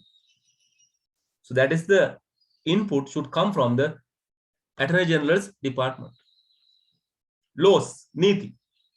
Then the fine charges. දඩමුදල්. අය කරන ක්‍රමවල කියලා දෙන්න. Epidemic, වසංගත රෝග විද්‍යාංශ. ඒගොල්ලෝ මොකක්ද දෙන්න ඕනේ? ඒගොල්ලන්ගේ ඉන්පුට් එක වෙන්න මොකද්ද? කොහොමද මේ හානිය අවම කරගන්නේ? How to minimize this danger level? මේ දරුණු තත්ත්වය කොහොමද අවම කරගන්නේ? දැන් මේ දවස්වල දැන් කියන්නේ මේ ෆේස් මාස්ක් දාන්න අර කොහොමද කියනවනේ. නේ යන්න එපා මීටරයක් දුරින් ඉන්න. ඒ වගේ මේකදී ඒගොල්ලෝ කියන්න ඕනේ මොනවද කළ යුතු දේවල්? මදුරුව අඩු කරගන්න. මදුරුව පාලනය කරන්න. ලෙඩේ බෝවීම වළක්වා ගන්න. So their inputs are how to protect, how to prevent this one. Protect and prevent. කොහොමද ආරක්ෂා කරගන්නේ? කොහොමද වළක්වා ගන්නේ? දෙකම කරන්න ඕනේ. Protection is something, prevention is something else. ආරක්ෂා කිරීම එකක්, වළක්වා ගැනීම තව එකක්. දැන් මම ආරක්ෂාවට යන්නේ අතර බෝ වෙනවනේ. So we have to take some actions, prevention and the protection. Cure as well as prevention. Both has to be. අපි එන්නේ ටික තියන් තමන් ඉතින් තමන්ගේ වචනෙන් මේ කතාව ලියන්න ඕනේ. මේක බොහොම generalized question එකක්. හැබැයි මේකට ගාව ගත්ත අර පරිගණක සංකල්පයක්. නියෝජිතයෝ කියන එක. ඒජන්ත කියන එක සම්බන්ධ කරගත්තා. විශේෂඥ පද්ධතිය. පේනවනේ සම්බන්ධ කරගත්තා. It combined with the expert system. මොකද එක්ස්පර්ට්ස් ඉන්නවා පෙන්වුවා රූපසටහනක් පැහැදිලිම දේ තමයි knowledge base එකක්. දැනුම් පාදකයක් තියෙනවා. දැනුම් පාදකේ inference engine එකක්. අනුමාන එන්ජිමක් පාවිච්චි කරලා අවශ්‍ය කරන තීරණ ගන්නවා. ඊට ඒකට සම්බන්ධ වෙනවා මොකද්ද? user interface එක. පරිශීලක අතුරුම සම්බන්ධ. ඒතකොට මේකේ ඉන්නවා එක්ස්පර්ට්ලා. Expert knowledge is taken by a knowledge engineer. Knowledge engineer is putting this knowledge into the knowledge base. Then programmers are making the inference engine so that will work how to get decisions using this database and also conditions. And the condition තමයි දැන් මේගොල්ලෝ දෙන්න යන්නේ. knowledge එකක් දෙනවා. knowledge එක conditions. දත්තක් තියෙනවා. දත්ත ගන්න අර පරිසරයෙන්. මදුරුව කොච්චර ඉන්නවද? මදුරුව ඉන්න දර කොච්චරද? they taking inputs from the environment. ඒ කාරණා මොකද ගන්නේ? ඒක හරහා අපි අර තීරණය ලබා ගන්නවා. ඉතින් මම මෙච්චර විස්තර කරන්නේ මේක ඇත්තෙන්ම මගේ බලාපොරොත්තුවක් තියෙනවා මේ අවුරුද්දේ මෙන්න මීට කිචු ප්‍රශ්නයක් එයි කියලා. මේ වගේ පොඩි ලකුණු පොඩි ගාණක් තියෙන්නේ. හැබැයි ලකුණු අත අපි කලෙක්ට් කරගන්න ඉබේ. මොකද අපි පොඩ ලකුණු එකතු කරගන්නවා. ඉතින් මෙන්න මේ දැන් මේ තත්ත්වය තුල අපිට විශේෂයෙන්ම කොවිඩ් වසංගතය ගැන හෝ පොහොර ප්‍රශ්න ගැන හෝ ගෑස් ප්‍රශ්න ගැන හෝ නැත්නම් මොනවා හරි ඒ වගේ ප්‍රශ්නයක් ආශ්‍රිතව යමක් ගත්ත හැකි. How can we taken the services of an expert system to solve the right problems? අපි දකින මේ ප්‍රශ්න විසඳන්න මොන වගේ ක්‍රියාදාමයක් ගන්න පුළුවන්ද කියන එක අපිට කතා කරන්න පුළුවන්. පැහැදිලිද? මේ 2017 මොනවද අහන්න දෙයක් තියෙනවද? අහන්න ඕන මොනවද තියෙනව නම් හරි.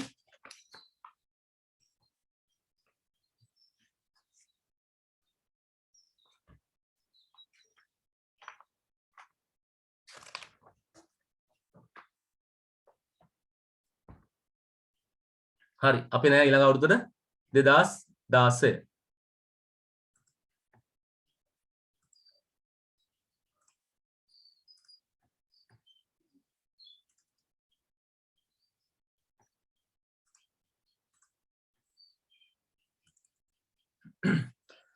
2016 අපිට හම්බ වෙන්නේ ස්ට්‍රක්චර්ඩ් එකේ දෙවෙනි ප්‍රශ්නේ. ස්ට්‍රක්චර් දෙවෙනි ප්‍රශ්නේ.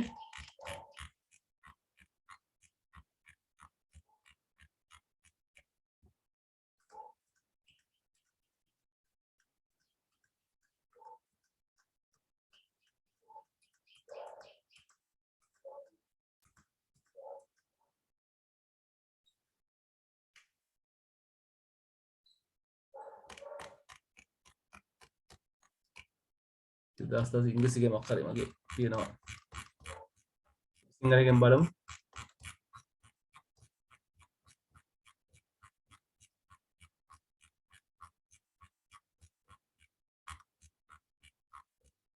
මේ වගේ. right. මුංචි කතාවක් කියනවා.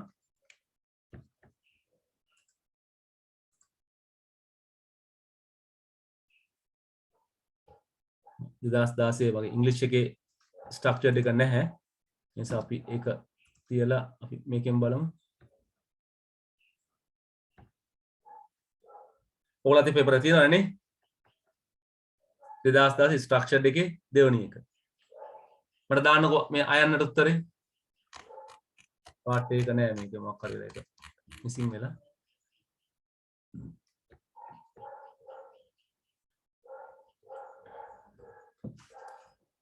ඉක්මනින් දාමු උත්තරේ බලන්න මේකට. ඒ අයන්න නේ.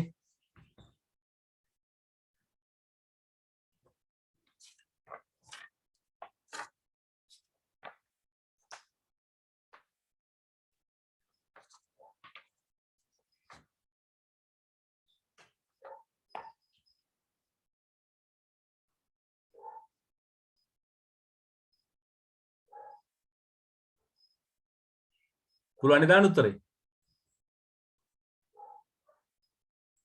දැන් you are selling your old camera to person in African country through internet. So you are getting money from PayPal. ඉතින් මේකේ C2C මොකක්ද B2C මොකක්ද? ඉතා ලේසි ප්‍රශ්නයක් අහන්න. උදාහරණයකින් ලියන්නලු. ඉක්මනින් දාන්න බලන්න. තව වොයිස් එකෙන් කියන්න ඉක්මනින්.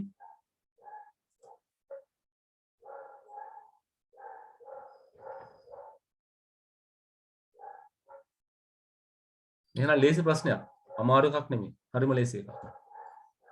ඔය මුල් අවුරුදුනේ. නිසා මම මේක පටන් ගත්ත ඉස්සෙල්ලා අමාරු ටික. ළඟ අවුරුද්දේ ප්‍රශ්න ටිකක් ඊට වඩා සංකීර්ණයි. ඊට හොයන්න ඕනේ කරුණු.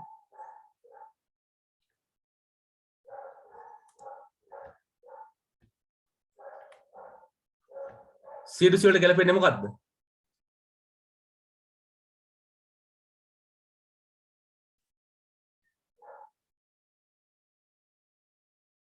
සුපුන් උත්තර දැන් සුපුන්ගේ උත්තරේ හරි. Supun Sasi is okay. Look at now, these are very easy, simple questions. You can directly answer. If you know the concepts, you can directly answer.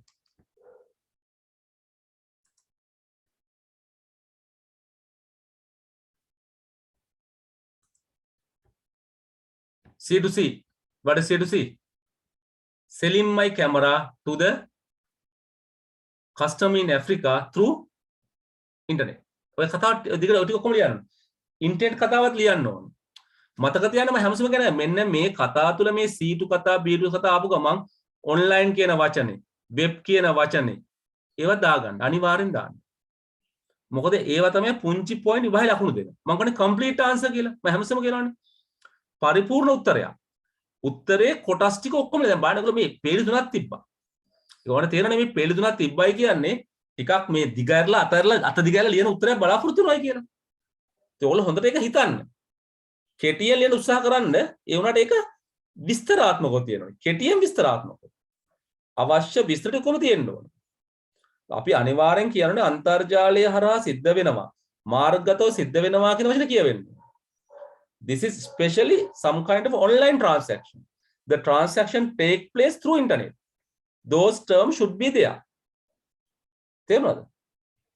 අපිට ඔය වචන ටික තිබුණ නැත්නම් ලකුණු දීමේදී ගැටලුවක් ඇති වෙනවා. ඒතර මේක ඔන්ලයින් කියන වචනේ, මාර්ගගත කියන වචනේ, වෙබ් කියන වචනේ, ඒ වචනේ මේක තුළ තියෙන්න ඕනේ. හරිද? ඒක නිසා පරිස්සම් වෙන්න ඒ වචන ටික මේකේ කොහොම හරි දාන්න. දැන් PayPal කියලා කිව්වොත් PayPal වගේ සේවාවක් ඔන්ලයින් තමයි. එතනදී ඔන්ලයින් කියන එක කීම අත්‍යවශ්‍ය නැහැ. තේරෙනවද? So PayPal is a service provided only on internet, only through online. So at that time, we are not required to say it is online. එතනදී online කීම අත්‍යවශ්‍ය නැහැ. මොකද PayPal වගේ සේවාවක් ක්‍රියාත්මක වෙන්නේ අන්තර්ජාලය තුල පමණයි. ඒක නිසා එතනදී අන්තර්ජාලය නැත්නම් වෙබ් එක නැත්නම් මාර්ගද කියන වචනේ නොකියුවට ලොකු ප්‍රශ්නයක් නැහැ. තේරුම් ගන්නකොට වෙනස. හරි. එතකොට C2C කියන්නේ මොකද්ද? Selling my used old camera to a buyer in African country through internet. අන්තර්ජාලය හරහා මා විසින් භාවිතා කළ කැමරාව අප්‍රිකානු රටක සිට ගැනුම් කරනකොට අලෙවි කිරීම අපිට ගත්ත හැකි C2C කියලා. ඔය වචන ටික ඔක්කොම තියෙනවා. මං විකුණනවා ඇෆ්‍රිකන් සල්ලි වලට ගන්නවා අන්තර්ජාල සිද්ධ වෙන්නේ මගේ පරණ කැමරාව ටික ඔක්කොම කියවෙනවා. මොකද සාමාන්‍ය අවස්ථාවේදී කන්සියුමර් කෙනෙක් C2C ආවොත් කන්සියුමර් ළඟ අලුත්ම භාණ්ඩයක් තිබේ කියලා විශ්වාසයක් තියන්න බෑ. Always the C2C selling some second hand items. ගොඩක් වෙලාවට අපි කියන්නේ තුන් පාවිච්චි කරපු එකක් පරණ භාණ්ඩයක්. දැන් සමහරට ඔයගොල්ලෝ සල්ලි වලට ගත්තා පාවිච්චි කරලා නැහැ එකපාරක්. ඒ වුණාට වැඩක් නැහැ. ඔක හොඳම උදාහරණේ වාහනයක්. අපි වාහනයක් කම්පැනියෙන් ගත්තොත් අපි තමයි ෆස්ට් ඕනර්. අපි වාහනේ වික්කොත් කාට හරි කෙනෙකුට ඒ වාහනේ ගන්න කෙනා මම දවසක්වත් එළවල නැති වුණා. මම කම්පැනියෙන් ගත්ත ගමන් වික්කත් එයා සෙකන්ඩ් ඕනර්. ඇයි? ඉස්සලම රේෂ්ටර් ගන්නේ මගේ නමට. මගේ නම රේෂ්ටර් කරපු ගමන් මං විකුණපු ගමන් මම ෆස්ට් ඕනර් වෙනවා ඊළඟට සෙකන්ඩ් ඕනර්. මම දවසක්වත් මම කම්පැනියෙන් ගෙදරට ගෙනල්ලා නැති වුණත් ඒ වාහනේ වැඩක් නැහැ. මොකද මම තමයි ෆස්ට් ඕනර්. ඊට පස්සේ ගන්න එක සෙකන්ඩ් ඕනර්. හරිද? ඒක නිසා ඔය සංකල්පය හොඳින් දැන නිසා සාමාන්‍ය අවස්ථාවේදී consumer to consumer එකේ ගොඩක් වෙලාට එන්නේ used items, old items, second hand items. Even though they are fresh item, ඒක අලුත්ම භාණ්ඩයක් වුණත් පාවිච්චි නොකර තිබුණා වුණත් වැඩක් වෙන්නේ නැහැ. හරිද? ඒ නිසා ඒ අදහස ගන්න ඒකයි මේකේ පරණ කතාව කිව්වේ. සම මේක හරිම සරල ප්‍රශ්නයක් අපිට උත්තරේ ලියා ගන්න පුළුවන්කම තියෙනවා. We go second one. It is asking why we need a service like PayPal here. ඇයි අපිට PayPal වගේ සේවාවක් අවශ්‍ය කරන්නේ? අපි ඔයගොල්ලන්ට කිව්වනේ මේකෙදි PayPal එකකින් කරන්නේ මොකද්ද? මේ ගනුදෙනුව ආරක්ෂිතව කරන්න උදව් කරනවා. So PayPal help you to do this transaction in a secured way. Secure transaction. මොකද මේකෙදි අලෙවිකරුවා අඳුරන්නෙත් නැහැ. buyer පාරිභෝගිකයා අඳුරන්නෙත් නැහැ. දෙන්න දන්නේ නැහැ. දැන් ව්‍යාපාරික ආයතනයක් නම් පොඩි හරි විශ්වාසයක් තියාගන්න පුළුවන්. ව්‍යාපාරික ආයතනයක් තියෙනවා කියන්නේ. හැබැයි මෙතනදී දෙන්නම සාමාන්‍ය පුද්ගලයෝ දෙන්නේ. So මම දන්නේ නැහැ මම කාටද විකුණන්නේ. එයා දන්නේ නැහැ එයා කයින් සල්ලි වලට ගන්න. So we should make some kind of a trust. අපි දෙකල අතර යම් ආකාරයක විශ්වාසයක් ගොඩනගන්න ඕනේ. මම මේක හැමසෙම කියන්නේ අර විවාහ වෙන එක ගැන. දැන් දෙන්නෙක් විවාහ වෙනවනේ. මම එයාට කැමති එයා මට කැමති. අපි දැන් විවාහයට මොකද වෙන්නේ? රෙජිස්ට්‍රාර් ළඟ අස්සම් කරන්න ඕනේ. සාක්ෂිකාරව අස්සම් කරන්න ඕනේ. මොකටද? එයා මට කැමති නම් මම එයාට කැමති නම් මොකටද මේක? It is a legal aspect one way. එක පැත්තේ ඒක නීතිමය අවශ්‍යතාවය. අද අනිත් පැත්තේ මේක ට්‍රස්ට් එක විශ්වාසය සම්බන්ධයෙන් දෙයක්. මොනවා හරි දෙයක් වුණොත් වග කියවන්න කෙනෙක් ඉන්නවා. අර නීතියක් කියන්නේ හරි රෙජිස්ට්‍රාර් නෙමෙයි. Law is the one is enforcing for protection. A registrar නැති වෙන පානේ අපි ප්‍රශ්නයක් දෙනවද නේද? So රෙජිස්ට්‍රාර් නේ වක්යන්නේ නීතියක් කියන්නේ. අපි නීතියෙන් බෑ. PayPal is something like that. PayPal is a third party organization which will confirm the business transaction. එයා මේ ව්‍යාපාරික ගනුදෙනු තහවුරු කරනවා. They help you to do a secured transaction. ආරක්ෂිත ගනුදෙනුවක් කරන්න එයා උදව් කරනවා. ඒත් අපි සල්ලි ගෙවන්නේ PayPalට. PayPal තමයි සල්ලි ගෙවන්නේ අදාළ පුද්ගලයාට. ඒත් මොකද වෙන්නේ? අපි PayPalට සල්ලි ගෙවනවා. PayPal සල්ලි තියා ගන්නවා අපිට බාණ්ඩ එනකම්. දැන් මම සරලව අපිට නිකන් කතාව පුංචියට ඔයගලන්ට ඇන්දොත් මේ ඉන්නේ කස්ටමර් මම කස්ටමර්. හරි? මේ ඉන්නේ අර කස්ටමර් ඇෆ්‍රිකන් කස්ටමර්. දැන් මම කිව්වොත් හොඳයි. මම එයාට බාණ්ඩ එවන්න මට සල්ලි එවන්න කියලා කියනවා. මම බාණ්ඩ මෙයාට යවනවා. එයා සල්ලි එවන්නේ නැහැ මට. මේ පැත්ත හරියන්නේ නැහැ. වෙන්නේ නැහැ මේ පැත්ත. මොකද වෙන්නේ? ලොකු අවුලක් නේ. මම බාණ්ඩ යව එයාට සල්ලි එවුවා. මම කාගෙන්ද සල්ලි ඉල්ලන්නේ? මට කවුද මට වක් කියන්නේ? I send the item to him. He doesn't send me the money. So who is responsible now? From whom I'm going to ask? Nobody. නැත්තම් මම යාට කියනවා හොඳයි මට එයා සල්ලි එවන්න. මම බාණ්ඩේ එවන්න.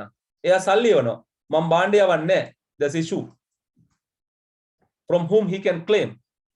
එයාට කාගෙන්ද මේකට වකීමක් ගන්න පුළුවන්? කවුරුත් නැහැ. තොර මේ ගනුදෙනු අතර ගැටලුවක් ඇති වෙන්න පුළුවන්. It can happen some kind of issues with this transaction. දැන් අපි ගොඩක් වෙලාට ව්‍යාපාරික අතෝ තත්ත්වය වෙනස්නේ.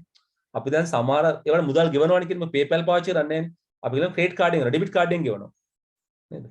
නැත්නම් බැංක් ට්‍රාන්ස්ෆර් කරනවා. ඒතර ඒක යම් ආකාරයක ව්‍යාපාරික ආයතනයක්. This is a business organization. The customer is here, customer can pay to him. සාමාන්‍ය මේ payment එකක් කරාම යා receipt එකකුත් දෙනවා. payment එක confirm කරනවා යා. So අපිට යම් ආකාරයක නීතිමය බැඳීමක් තියෙනවා. There's some kind of legal bound with this one, customer and the business. This is a registered business organization. That's why we are saying, if we are doing business in internet, always try to find the trustable business organization. හැමසම හොයාගන්න විශ්වාසය තැබිය හැකි ව්‍යාපාරික ආයතනයක්. විශ්වාසය තැබිය හැකි. එනේ ගොඩක් වෙලාට ලොකු ව්‍යාපාරික ආයතන හොඳට බිස්නස් එක කරන්නේ ඒකනේ. දැන් අලුතෙන් එන්ටර් වෙන කෙනෙකුට මේක එන්ටර් වෙන්න අමාරු ඒකනේ. Building the trust. විශ්වාසය ගොඩනැගීම අමාරුයි. Because the large business organization, they have built the confidence on customers. ඒගොල්ලෝ පාරිභෝගික අතර විශ්වාසය තහවුරු කරලා තියෙනවා. එසේ හැමෝම මෙතනට යනවා. ඇයි? ඒගොල්ලෝ දන්නවා මේක හරි. Online especially. Because we can't see physically. We are always going with the confidence. අපි හැමසෙම යන්නේ විශ්වාසයෙන්මයි. ඒක දැන් මොකද ගන්නේ මෙන්න මේ වගේ customer business එකකදී අපි දන්නේ නැති නිසා මේ ව්‍යාපාර අපි මොකද මෙතන සම්බන්ධ කරනවා PayPal සේවාව. What is happening now? This customer paying money to PayPal. මේ customer සල්ලි ගෙනවා PayPal ට. PayPal සල්ලි තියාගන්නවා. තියාගෙන කියනවා මෙයාට කියනවා මේ බාණ්ඩ අයිතිකාරට කියනවා ඔන්න ඔයා බාණ්ඩය යවන්න මම ඔයාට සල්ලි ගෙවන්නම්. PayPal is saying that I will pay you, send him the items. මොකද ඇත්තටම මෙයා සල්ලි ගෙවලා තියෙනවා මෙයාට. මේ කස්ටමර් මිලදී ගන්න කස්ටමර් PayPal සල්ලි ගෙවලා තියෙනවා. PayPal සල්ලි තියෙනවා. එතකොට මේ අලෙවිකරුවට කියනවා ඔයා බාණ්ඩය යවන්න.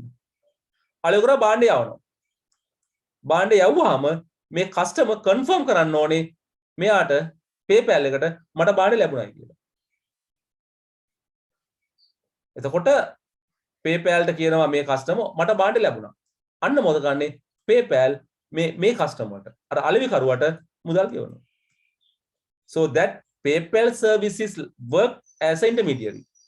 එයා තමයි මේ දෙන්න අතර මොකද කරන්නේ? මේ ව්‍යාපාරික ගණදෙනුවේ සම්බන්ධයක් ගොඩනගනවා. දැන් හදිස්සියෙන්වත් මෙයා බාණ්ඩ යවුවේ නැත්තම් යම්කිසි දින ගානකදී සීමාවක් දෙන හදාගන්න නේද? මෙයා කියනවා රයිට් මම දවස් 7කින් එවන්නම්.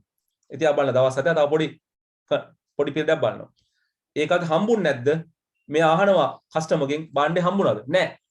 හම්බුනේ නැත්තම් I remind කරනවා මේ sender sellerට remind කරනවා. ඔයා යවුවේ නැද්ද? යවුවද? මෙයා කෝත් යවුවා කියලා track කරනවා. මේක ඇත්තටම යවලාද? track කරන්න පුළුවන් අපිට. You can track කරලා බලනවා මේ බාණ්ඩය ඇත්තටම යවලාද? ඒතර delay වෙන්න පුළුවන් ප්‍රශ්න වෙන්න පුළුවන්. ඊට පස්සේ අන්න business එකේ ආයෙම බලනවා. So PayPal is doing some services here. For that service he is charging some commission. එයා මේ සඳහා යම්කිසි කොමිස් මුදලක් නැත්නම් යම්කිසි නිශ්චිත මුදලක් එයා අය කරනවා. ඒතර අපිට ඇත්තටම පොඩි පාඩුවක් වෙනවා ව්‍යාපාරේ. දැන් මම මේක 10ට විකුණන්න ඕන නම් මම 11ක් අය කරන්න ඕනේ.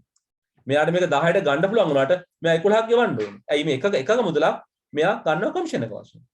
But still both parties will get benefit.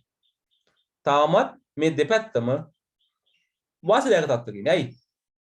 මෙයාට මුදල් නැති වෙන්නේ නැහැ. මෙයාට බාණ්ඩ නැති වෙන්නේ නැහැ. දැන් හදිස්සියෙන්වත් මෙයා බාණ්ඩය වල මුදල් ගෙවුවේ නැත්තම් මෙයාට බාණ්ඩ නැති වෙනවා. මෙයා මුදල් ගලා බාණ්ඩ ගෙවුවේ නැත්තම් මෙයාට පාඩු වෙනවා. හැබැයි මේකෙදි පාඩු වෙන්නේ නැහැ. මේ මැද කෙනා මොකද වෙන්නේ? එයා ඒ සඳහා අවශ්‍ය කරන වක්කීම දරනවා. Is getting the responsibility of this business transaction. So transaction සම්පූර්ණ වෙනකන් එයා ඒ කාර්ය කරනවා. ඒ සඳහා එයා මුදල් අය කරනවා. එයා මුදල් අය කරන්න එපා නේද? පැහැදිලිද? This the way how the PayPal like services function. මෙන්න මේකමට තමයි අපි මේ කතා කරන මේ PayPal වගේ මුදල් ගෙවීම් සේවා ක්‍රියාත්මක වෙන්නේ. ඒත් මේක හැමසෙම මොකද ගන්නේ payment gateway එකක් එක්ක සම්බන්ධ වෙලා තියෙනවා. ගෙවුම් දුවාරයක් සමග සම්බන්ධ වෙනවා. හැබැයි payment gateway එක ඔය කියන ඔය PayPal වගේ සේවාවක් සපයන්නේ නැහැ. එයා කරන්නේ මොකද payment gateway එක මෙතන තියෙනවා මෙතන කස්ටමර් ඉන්නවා මෙතන සෙලර් ඉන්නවා. සෙලර්ට කස්ටමර් මුදල් ගෙවුවාම ඒ මුදල මට ට්‍රාන්ස්ෆර් කරනවා. එච්චරයි. එයා බලන්නේ නැහැ මේ ට්‍රාන්සැක්ෂන් එක කම්ප්ලීට් වෙනවා මොකද බලන්නේ නැහැ. එයාට වැඩක් නැහැ. Payment gateway is doing online transaction secure. මුදල් ගන්න දෙනුව ආරක්ෂිත වෙනවා. මේකේ අවශ්‍යතාවය hack කරන්න බෑ කාටවත්. So if we are doing payments through a payment gateway, hackers can't hack that. Those transaction will be protection from hackers. Hackers ලගෙන් අපහාරකයන්ගෙන් මේ ගනුදෙනුවේ තත්ත්ව තොරතුරු ආරක්ෂා කරනවා. අර ගනුදෙනුවේ විශ්වාසදායක බව නෙමෙයි. දැන් PayPal එකේ මූලික දේ අර ගණිතයේ විශ්වාසදායක බව. මෙයා භාණ්ඩ යවුවා, මෙයා මුදල් ගෙවුවා. ඒ ඔක්කොම පාලනය කරනවා. මෙතන කරන්නේ මේ මුදල් ගෙවීම ආරක්ෂිතව සිද්ධ වුණා. ඒ කියන්නේ මාදී හැක් කරේ නැහැ කියලා දැසේ තියෙනවා. ඒ නිසා payment gateway කාර්යය ඒක. Payment gateway are used to combine customer and seller for the payment purposes. මුදල් ගෙවීමේ සේවාව එයා පාලනය. එච්චරයි. එයා කරන්නේ ආරක්ෂිතව මුදල් ගෙවීම. අර කියන අර durability කියන කතාවනේ ඒ විශ්වාසදායක බව නෙමෙයි. මේක security. Payment gateway. PayPal කියන්නේ ඊට වඩා ඉහළ ගිය එකක්. විශ්වාසදායක බව සම්බන්ධ ප්‍රශ්නයක් තියෙනවා. Trust. හරි? එසා ඔය දෙකක්. ඉතින් ඇත්තටම දැන් PayPal එකට අපි සල්ලි දාන්නේ නැහැ. අපි PayPal සල්ලි දාන්නේ payment gateway එකක් පාවිච්චි කරලා. PayPal එක අර සෙලර්ට ගෙවන්නේ ඒ කරන්නේ payment gateway එකක්. හරි? ඒ නිසා payment gateway කියන එක PayPal සෙලර් තව එකක්. PayPal is a third party services which provide reliable, secure, some kind of protected payment scheme. It make the confusion between seller and the customer. එයා මොකද කරන්නේ? customers සහ පාරිභෝගිකයා සහ ව්‍යාපාරිකයා අතර බෙලන්ද අතර යම් කිසි විශ්වාසයක් ගොඩනගනවා. මේක සම්පූර්ණව සිද්ධ වෙයි කියන ක්‍රියාදාමය කරනවා. පැහැදිලිද කතා ටික? ප්‍රශ්න ගැටලු මොකුත් තියෙනවද?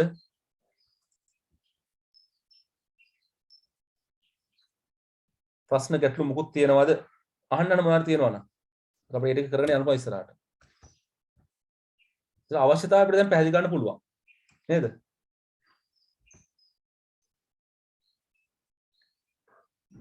හරි. ඒක සාමාන්‍යයෙන් අපි දැන් අර payment gateway එකකදී ඇත්තටම අපි මුදල් ගෙවද්දී අපේ credit card number අපේ පාස්වර්ඩ් විතරම ආරක්ෂා කරනවා. PayPal සේවාවකදී ඒක ආරක්ෂා කරනවා යම් මට්ටමකට. හැබැයි සෙලර්ට යම් විස්තරයක් අපි ගැන දෙනවා යෝ. සෙලර්ට යම් විස්තරයක් දෙනවා. හැබැයි ඉතින් ඒක ඉතාමත් ආරක්ෂිත වෙනවා. third party තුන්වෙනි පාර්ශ්ව කටට මේවා හොරා ගන්න පුළුවන් කමක් නැහැ. වැදගත්ම දේ ඒකයි. So third party can hack those details. පැහැදිලිද? එහෙනම් අපි යන් තාපඩ ඉස්සරහට දෙවෙනි කොටස ආයන්. නේ? C එක.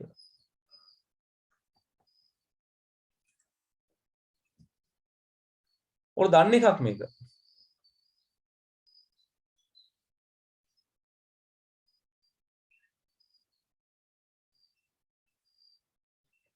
ඒක පුදුල ගැනුවම් කරුවන්ගෙන් භාණ්ඩ මිලදී ගන්න පොඩ්ඩක් අකමැත්තක් දක්වනවා. So a lot of people are reluctant to buy items from individual sellers. හේතුව ඇයි කියලා අහනවා. ඒ දෙකක් අහන්න. ඒක නම් මට ඔයගලන්ගේ උත්තරේ ඕනේ. යම්කිසි පුද්ගලයෙක් ඇයි තනි පුද්ගලයෙක් අලෙවි කරන භාණ්ඩ ගැනීමට අකමැති වෙන්නේ? හේතු දෙකක්.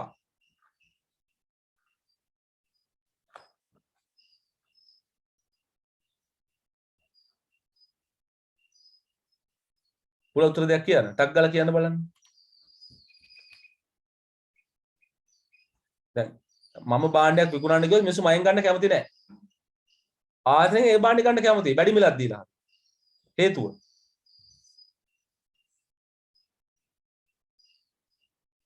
සරල හේතු කීපයක් තියෙනවා. සරල හේතු කීපයක්. අපි දැන් කිව්වා ඇයි අපි PayPal පාවිච්චි කරන්නේ? ඒකම තමයි මෙතනට අදාළ වෙන හේතුවක්. කියන්න බං ටක් ගාලා මට.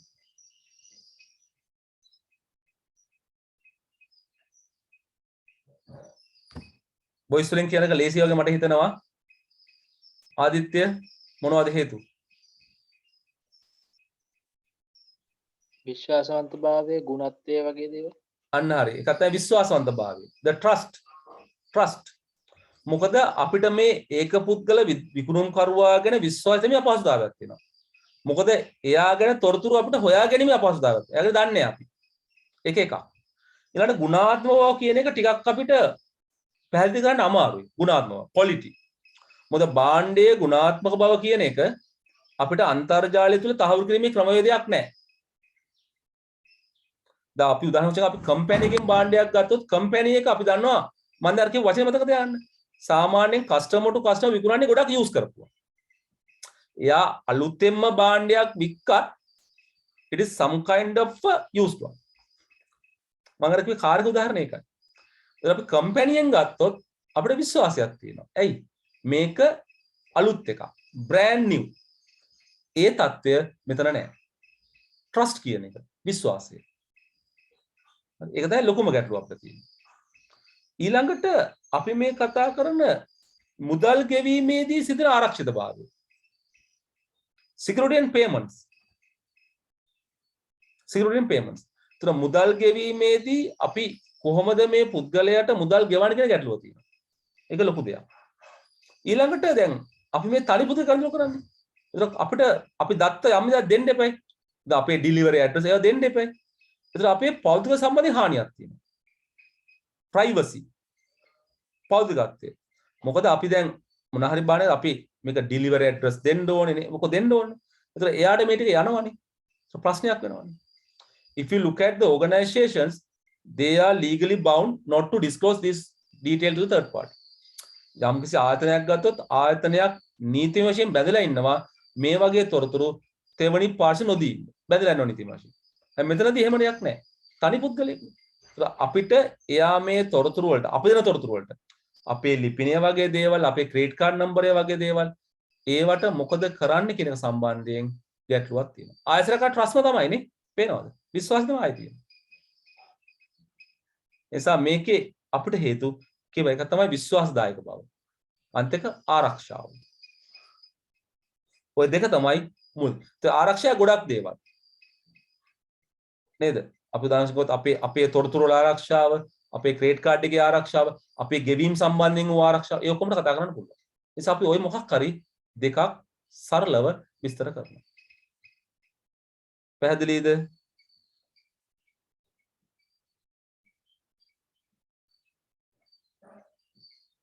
ප්‍රශ්න මොනවාක් තියෙනවද?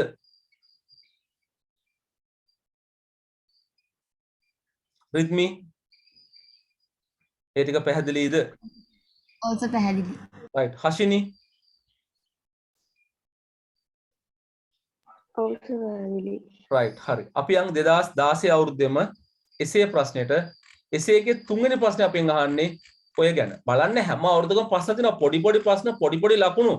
මේක හරිය වැදගත් මොකද මේක පුංචි පාඩමක් වුණාට ලකුණු ගොඩක් අපිට ලැබෙනවා මේකෙදි. ඒ නිසා මම මේකයි කියන්නේ මෙන්න මේකෙන් අපිට යම් දෙයක් ගන්න පුළුවන්. මෙන්න මේ තුන්වෙනි ප්‍රශ්නේ.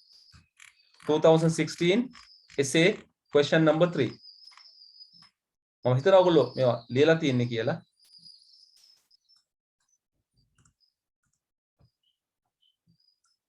එකම දේ තමයි කරකවරප අහන්නේ හරි. කරකවර කරන එකම දේ අහන්නේ. ඉතින් අපිට ඔය පුංචි කාරණා ටික දන්නවා නම් අපිට ලියත හැකියි.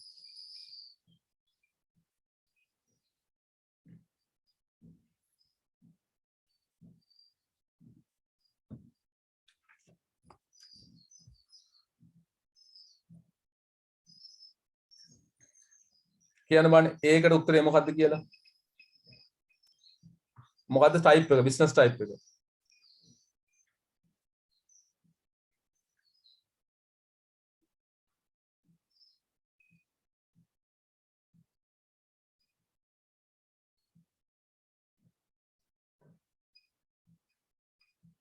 ඉක්මනින් දාන්න බෑනේ chat එකට.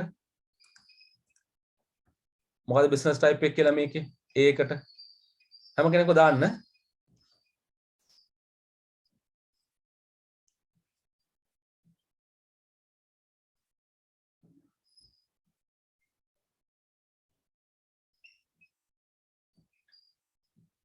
මට පේන උත්තර ලියලා නෑ වගේ දැනේ උත්තර ලියන්නේ වගේ මට පේන්නේ. නේද? ඉක්මනින් දාන්න.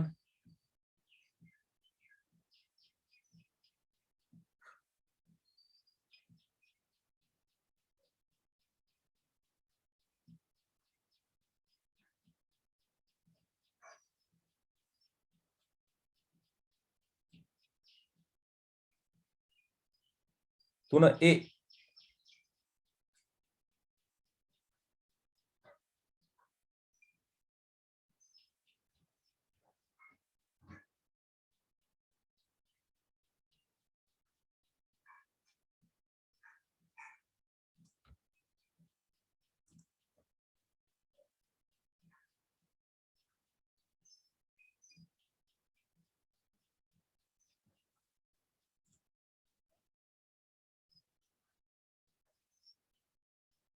और රිද්මි දාන උත්තරයක් රිද්මි උත්තරේ හරි දේශක පුතාගේ උත්තරේ හරි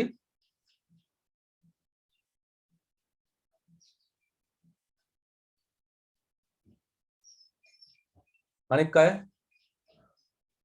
මොකද්ද මේක හිතෙන්නේ මේ කතාව තුල තාරු කරන්නත් ඕනේ හරි මට තාරු ගේම ලියා ගන්න පුළුවන් නේ ඒක ගැටලුවක් නැහැනේ අඳුරගත්තොත් මොකද්ද ව්‍යාපාරික ආකෘතිය කියලා if you can identify the business model then you can justify it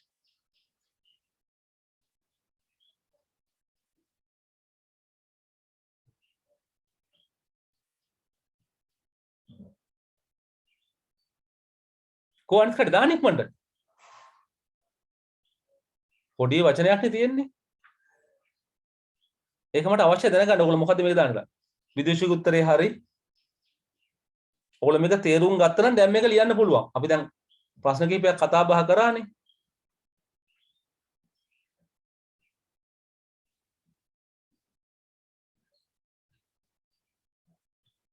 මොකද මේක ජස්ටිෆයි කරන්න ඕනේ තහවුරු කරන්න ඕනේ තහවුරු කරන විභාගයක් ලියා ගන්න පුළුවන්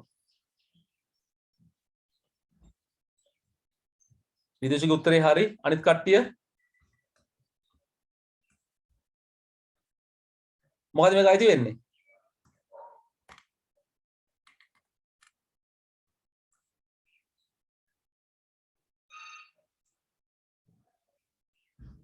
නිසංසලා මොකද මේක අයිති වෙන්නේ right මේක අනිවාර්යෙන් මොකද්ද B2E business tree justify කරන්න කොහමද මේක නේද බැංකුව සේවා සපයනවා ඒකේ සේවකයන්ට the luck bank providing services to their employees අපි ඔක වාක්‍යයෙන් ලියන්න ඕනේ B2E වෙන්න ඕනේ business to employee වෙන්න ඕනේ luck bank කියන එක සේවා සපයන එකේ වැඩ කරන සේවකයන් හට the luck bank provides service to the workers in their bank ඔය කතාව අපි ලියන්න ඕනේ එතන මේක නිසා සේවකයන්ට ලැබිය හැකි වාසි කිහිපයක් අපිට ලියන්න ඕනේ වාසි දෙකක් අහන්නේ මොනවද වාසි මේ ඇත්තෙන්ම අහන්නේ ඔන්ලයින් සේවාවල වාසි ඔන්ලයින් සේවාවල වාසි මේකට සම්බන්ධ කරගන්න ඕනේ ඔන්ලයින් මාර්ගගත සේවාවල වාසි තත්ත්වය මේ තත්ත්වයට අපි මැප් කරගන්න ඕනේ තේරෙනවද මේ පොදු ප්‍රශ්නය මේ යම්කිසි නිශ්චිත උදාහරණ මැප් ඒතර අපි උදාහරණ ගැලපෙන්න ලියන්න ඕනේ මේක රචනා ප්‍රශ්නයක් නේ ඒ නිසා පේලි කිහිපයක් ලියීමේ අවශ්‍යතාවයක් තියෙනවා this essay question you have to write few statements අපිට යම්කිසි ආකාරයක පේලි කිහිපයක් ලියීමේ අවශ්‍යතාවය තියෙනවා benefit දෙකක් voice එකෙන් කියන එක ලේසි කියලා මට හිතෙනවා අපිට නේද දැන් ඇත්තෙන්ම අපි ගත්තොත් ඔන්ලයින් එකේ තියෙන එක ප්‍රධාන වාසියක් තමයි ට්‍රාන්ස්පෝර්ටේෂන් ගමනාගමනය ඒක විශේෂ වාසියක් ඒක තමන් ඉන්න තැන ඉඳන් තමන්ගේ ගමනාගමනය නේද නොකර වැඩ කරන්න පුළුවන් ඒක මේක සේවකයන්ට මේක තියෙනවනේ ඒක ඔන්ලයින් එකේ විශේෂ වාසියක් නේ ඒක ඔන්ලයින් එකේ විශේෂ වාසියක් මොකද අපිට නේද ගමනාගමන අවස්ථාව අවම වෙනවා ඒක තමයි මේකේ පළවෙනිම වාසිය අපි කියන්න පුළුවන් දැන් ඔයගොල්ලෝ මේ වෙලාව බලන්න දැන් ඔයගොල්ලෝ පන්තියට එන්න ගියා නම් ලොකු වෙලාවක් යනවා පන්තියෙන් යන්න ගියා ලොකු වෙලාවක් යනවා ඒක ට්‍රාන්ස්පෝර්ටේෂන් කොස්ට් එක බලපානවා ටයිම් එක බලපානවා පැතික් මහන්සිය බලපානවා මේ ඔක්කොම බලපානවානේ ඒතර අපිට උතනදී ඔන්න ඔය කතා ටික මෙතනදී කියන්න පුළුවන්කම තියෙනවා මේ ඔන්ලයින් සේවාවල වාසි අහන්නේ නේද වාසි අහන්නේ ඉන්ඩිරෙක්ට් මෙතඩ් එක මේ එකම සංකල්ප ටික තියෙන්නේ ඒ සංකල්ප ටික මෙන්න මේ කතාවට ගැලපෙන්න ඔයගොල්ලෝ විස්තර කරලා ලියන්න ඕනේ It is simply asking the advantage of online services, online activities. You want to map those activities to here, especially the transportation time, transportation costs. Okay, the fatigue in transportation, you can put those things. එතන මෙන්න මේවා අපිට නේද? දැන් මේක සේවකයෝ නිසා වැඩ කරන නිසා එයාට රාජකාරී කරන වෙලාවෙම එතනින් බැහැරට නොගිහින් තමන්ගේ අවශ්‍ය කාර්යයන් ටික online ආකාරයෙන් කරගන්න පුළුවන්. අන්න මැච් කරා අපි. Since they are workers, so without leaving the office, at the office time, they can perform these actions. රාජකාරී කරන වෙලාවේදී සේවා ස්ථානයෙන් බැහැරට නොගින් ඒගොල්ලන්ට අවශ්‍ය වෙන කාර්යයන් කරගන්න පුළුවන්කම තියෙනවා. ඒක වාසියද නැද්ද? ඒක විශේෂ වාසියක්. නැත්තම් මොකද වෙන්නේ? සමහරට ඒ සේවකයා රාජකාරිය වෙලාවේදී එළියට ගියා කියන්නේ එයාට ප්‍රශ්නයක්. මොකද එයාගෙන් රාජකාරී ගන්න එන අයට රාජකාරී ලබා ගන්න අවස්ථාව ලැබෙන්නේ නැහැ. හැබැයි එයා ආයතනෙක ඉන්නවා නම් ප්‍රශ්නයක් නැහැ. එයා ඉන්න ආයතනේ එයාගේ වැඩ ටිකත් එයා කරගන්නවා. එනකද එක අපි ලබුවා එක ප්‍රධාන වාසිය. ඊළඟ සේවකයාගේ පැත්තෙන් ගත්තොත් සේවකයාට මේ තොරතුරු මේ විස්තර මේ ක්‍රියාකාරකම් වඩා වේගෙන් කරගන්න පුළුවන්. because those are readily available within the internet. අන්තර්ජාලය තුල මේ තොරතුරු වඩාත් හොඳින් තියෙන නිසා එයාට වඩාත් වේගවත් වඩාත් පහසුවෙන් මේ වැඩේ කරගන්න පුළුවන්. ඉතින් අපිට ඔන්න ඔය දෙක ලියන්න පුළුවන් විස්තර කළා අපි ලකුණු ගන්න පුළුවන්. benefits. අර පොදු වාසි ටික මේ කතාවට ගැලපෙන්න අපි මැච් කරගන්න ඕනේ. බලන්න තුන්වෙනි එක. C කොටස බලන්න.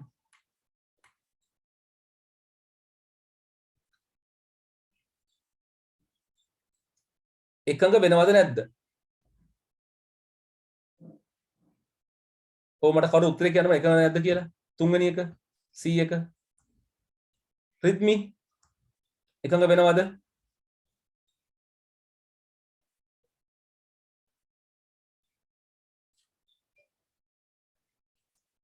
එකඟ වෙනවද නැද්ද?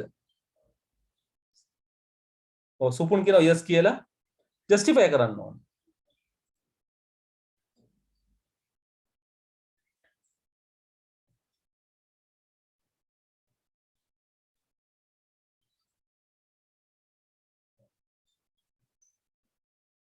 නේද? දැන් සේවකයෙක් අපි ගත්තොත් සේවකයෙක් ආයතනයෙන් බලාපොරොත්තු දෙයක් තියෙනවා. සේවකයෙක් ආයතනයෙන් බලන්න. ආයතනයේ සේවකයෙන් බලාපොරොත්තු දෙයක් තියෙනවා. There are something expected by employee from the organization. And the same time, organization expects something from the employee. So මෙතනදී බලන්න මේකේ මූලිකම අරමුණ මොකක්ද? Developing the portal is to enable its employees to manage their personal life more easily. මේක නිර්මාණය කිරීමේ මූලිකම අරමුණ මොකක්ද? සේවකයන්ගේ පෞද්ගලික ජීවිතේ වඩාත් පහසුවෙන් කළමනාකරණය කිරීම. එහෙනම් මේ තුල සේවකයන්ට තමන්ගේ තොරතුරු වඩාත් පහසුවෙන් කළමනාකරන අවස්ථාව දෙනවා. අවස්ථාව දෙනවයි කියලා කියන්නේ අනිවාර්යෙන් සේවකයන්ගේ උන මෝරල් එක චිත්ත ධෛර්යය වැඩි වෙනවා. ඒක සේවකයෝ වැඩිපුර වැඩ කරනවා. ඒතර අනිවාර්යෙන් ආයතනයේ අපි කියනවා දියුණුව සක්සස් එක වැඩි වෙනවා. පේනවනේ? ඒක සාමාන්‍යයෙන් ආයතන කොටස් දෙකයිනේ තියෙන්නේ. ආයතනයේ කළමනාකරණය සේවකයෝ. ඒතර සේවකයෝ සැටිස්ෆයි නම් සේවකයෝ සතුටු වෙනවා නම් වැඩිපුර වැඩ කරනවා. වැඩිපුර වැඩ කරද්දී මොකද වෙන්නේ? ආයතනයට වැඩිපුර ආදායම් ලැබෙනවා. වැඩිපුර ලාභ ලැබෙනවා. ඒතර ඒ ලාභයෙන් කොටසක් ආය සේවකයන්ට බෙනිෆිට් වශයෙන් දෙන්න පුළුවන්. ඕගොල්ලෝ කියන්නේ බෝනස් දෙනවයි කියලා. නේද? බෝනස් කියන්නේ ඒවනේ. ආයතනයේ ලබන ලාභයෙන් කොටසක් සේවක ලබා දෙනවා. එහෙනම් ආයතනයේ ලාභයේ වැඩිපුර ලබනවා නම් තමයි සේවක වැඩිපුර ලාභ ප්‍රතිලාභ ලැබෙන්නේ. ඒතර වැඩිපුර ප්‍රතිලාභ ලබන්න සේවක වැඩිපුර වැඩ කරන්න ඕනේ. සේවකයෝ වැඩිපුර වැඩ කරන්නේ ඒගොල්ලෝ වැඩිපුර සතුට වෙනවා නේද?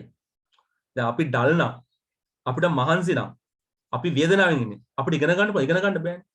අපිට ඉගෙන ගන්න නම් අපේ පරිසරය හොඳට තියෙනවා. සේවකයන්ට ඒ වගේ තමයි. To work satisfactorily, so employee should get some benefit. එනිසා මේකෙන් ඒ අදහස තියෙනවා. ඉතින් මොකද වෙන්නේ නම් අපි සේවකයන්ගේ කාර්යක්ෂමතාවය වැඩි වෙනවා. චිත්ත ධෛර්යය වැඩි වෙනවා. එනිසා වැඩි ඵලදායීතාවයක් ලබා ගැනීමේ හැකියාව අපිට ලැබෙනවා. පේනවද? ඉතින් ඔන්න ඔය ටික අපි මේකෙදි කියන්න ඕනේ. ඉතින් මේ ප්‍රශ්නේ අර අපි ගත්ත ප්‍රශ්න ටිකක් වෙනස් පැත්තක යන්නේ.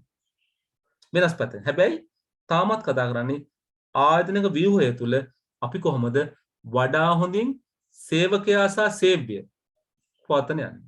employee and employer මේ දෙකල කොහොමද මැනේජ් කරන්නේ? සේවකයා සතුටුනොත් වැඩිපුර වැඩ කරනවා. වැඩිපුර වැඩ කරොත් ආයතනය ලාභ ලබනවා. ආයතනය ලාභ ලබද්දී ආයතනයේ බෙනිෆිට් එක, ආයතනයේ ප්‍රතිලාභය සේවකයාට ලබා දුන්නොත් සේවකයා තවත් සතුටු වෙනවා. ඒ කියන්නේ බෝනස් කියලා එකක් දෙන්නේ මිනිස්සුන්ට.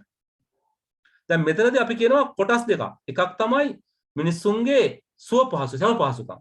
ඒක එකක්. අනිත් එක මිනිස්සුන්ට ආර්ථික ප්‍රතිලාභ. දැන් මිනිස්සුන්ට කොච්චර සල්ලි ලැබුණත් වැඩක් නැහැ. ආයතනයේ වැඩ කිරීම අපහසු නම්. ඉඳ ගන්න පුටුවක් නැත්තම් නේද? දාඩිය දාගෙන වැඩ කරන්න වෙනවා නම් මිනිස්සු කැමති නැහැ. So that's why if you look at now the modern offices are making lot of infrastructure facilities. අපි ගොඩක් කතා කරන්නේ infrastructure facility. දැන් සරල උදාහරණ ගත්තොත් Google වගේ ආයතනයක්.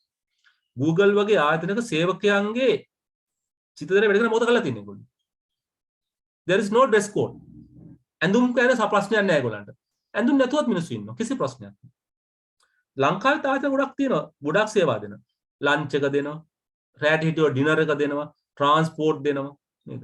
ඇනුවල් ට්‍රිප් එකක් එක්කයි යනවා. ඒගොල්ලෝ එක එක ෆන්ක්ෂන් arrange කරනවා.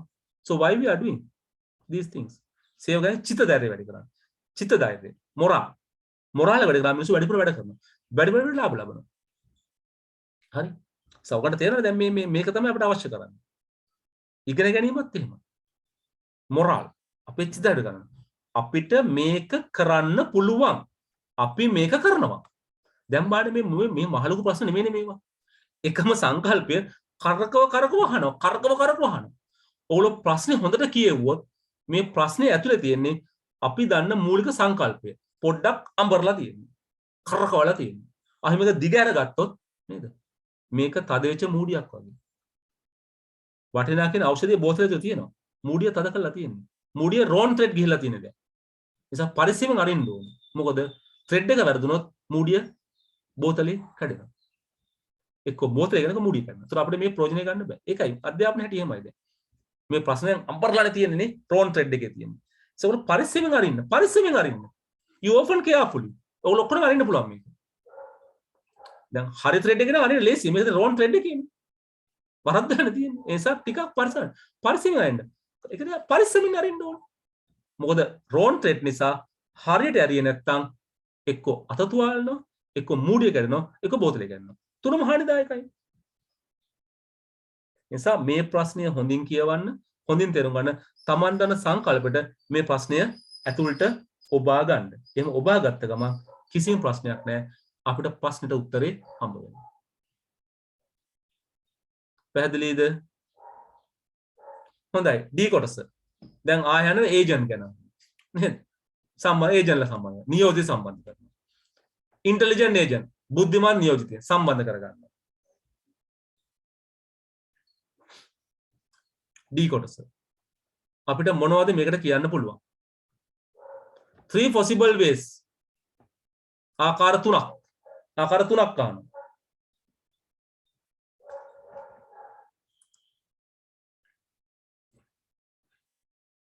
දැන් මේකෙන් ලබා දෙන සේවකයන්ට සේවානේ.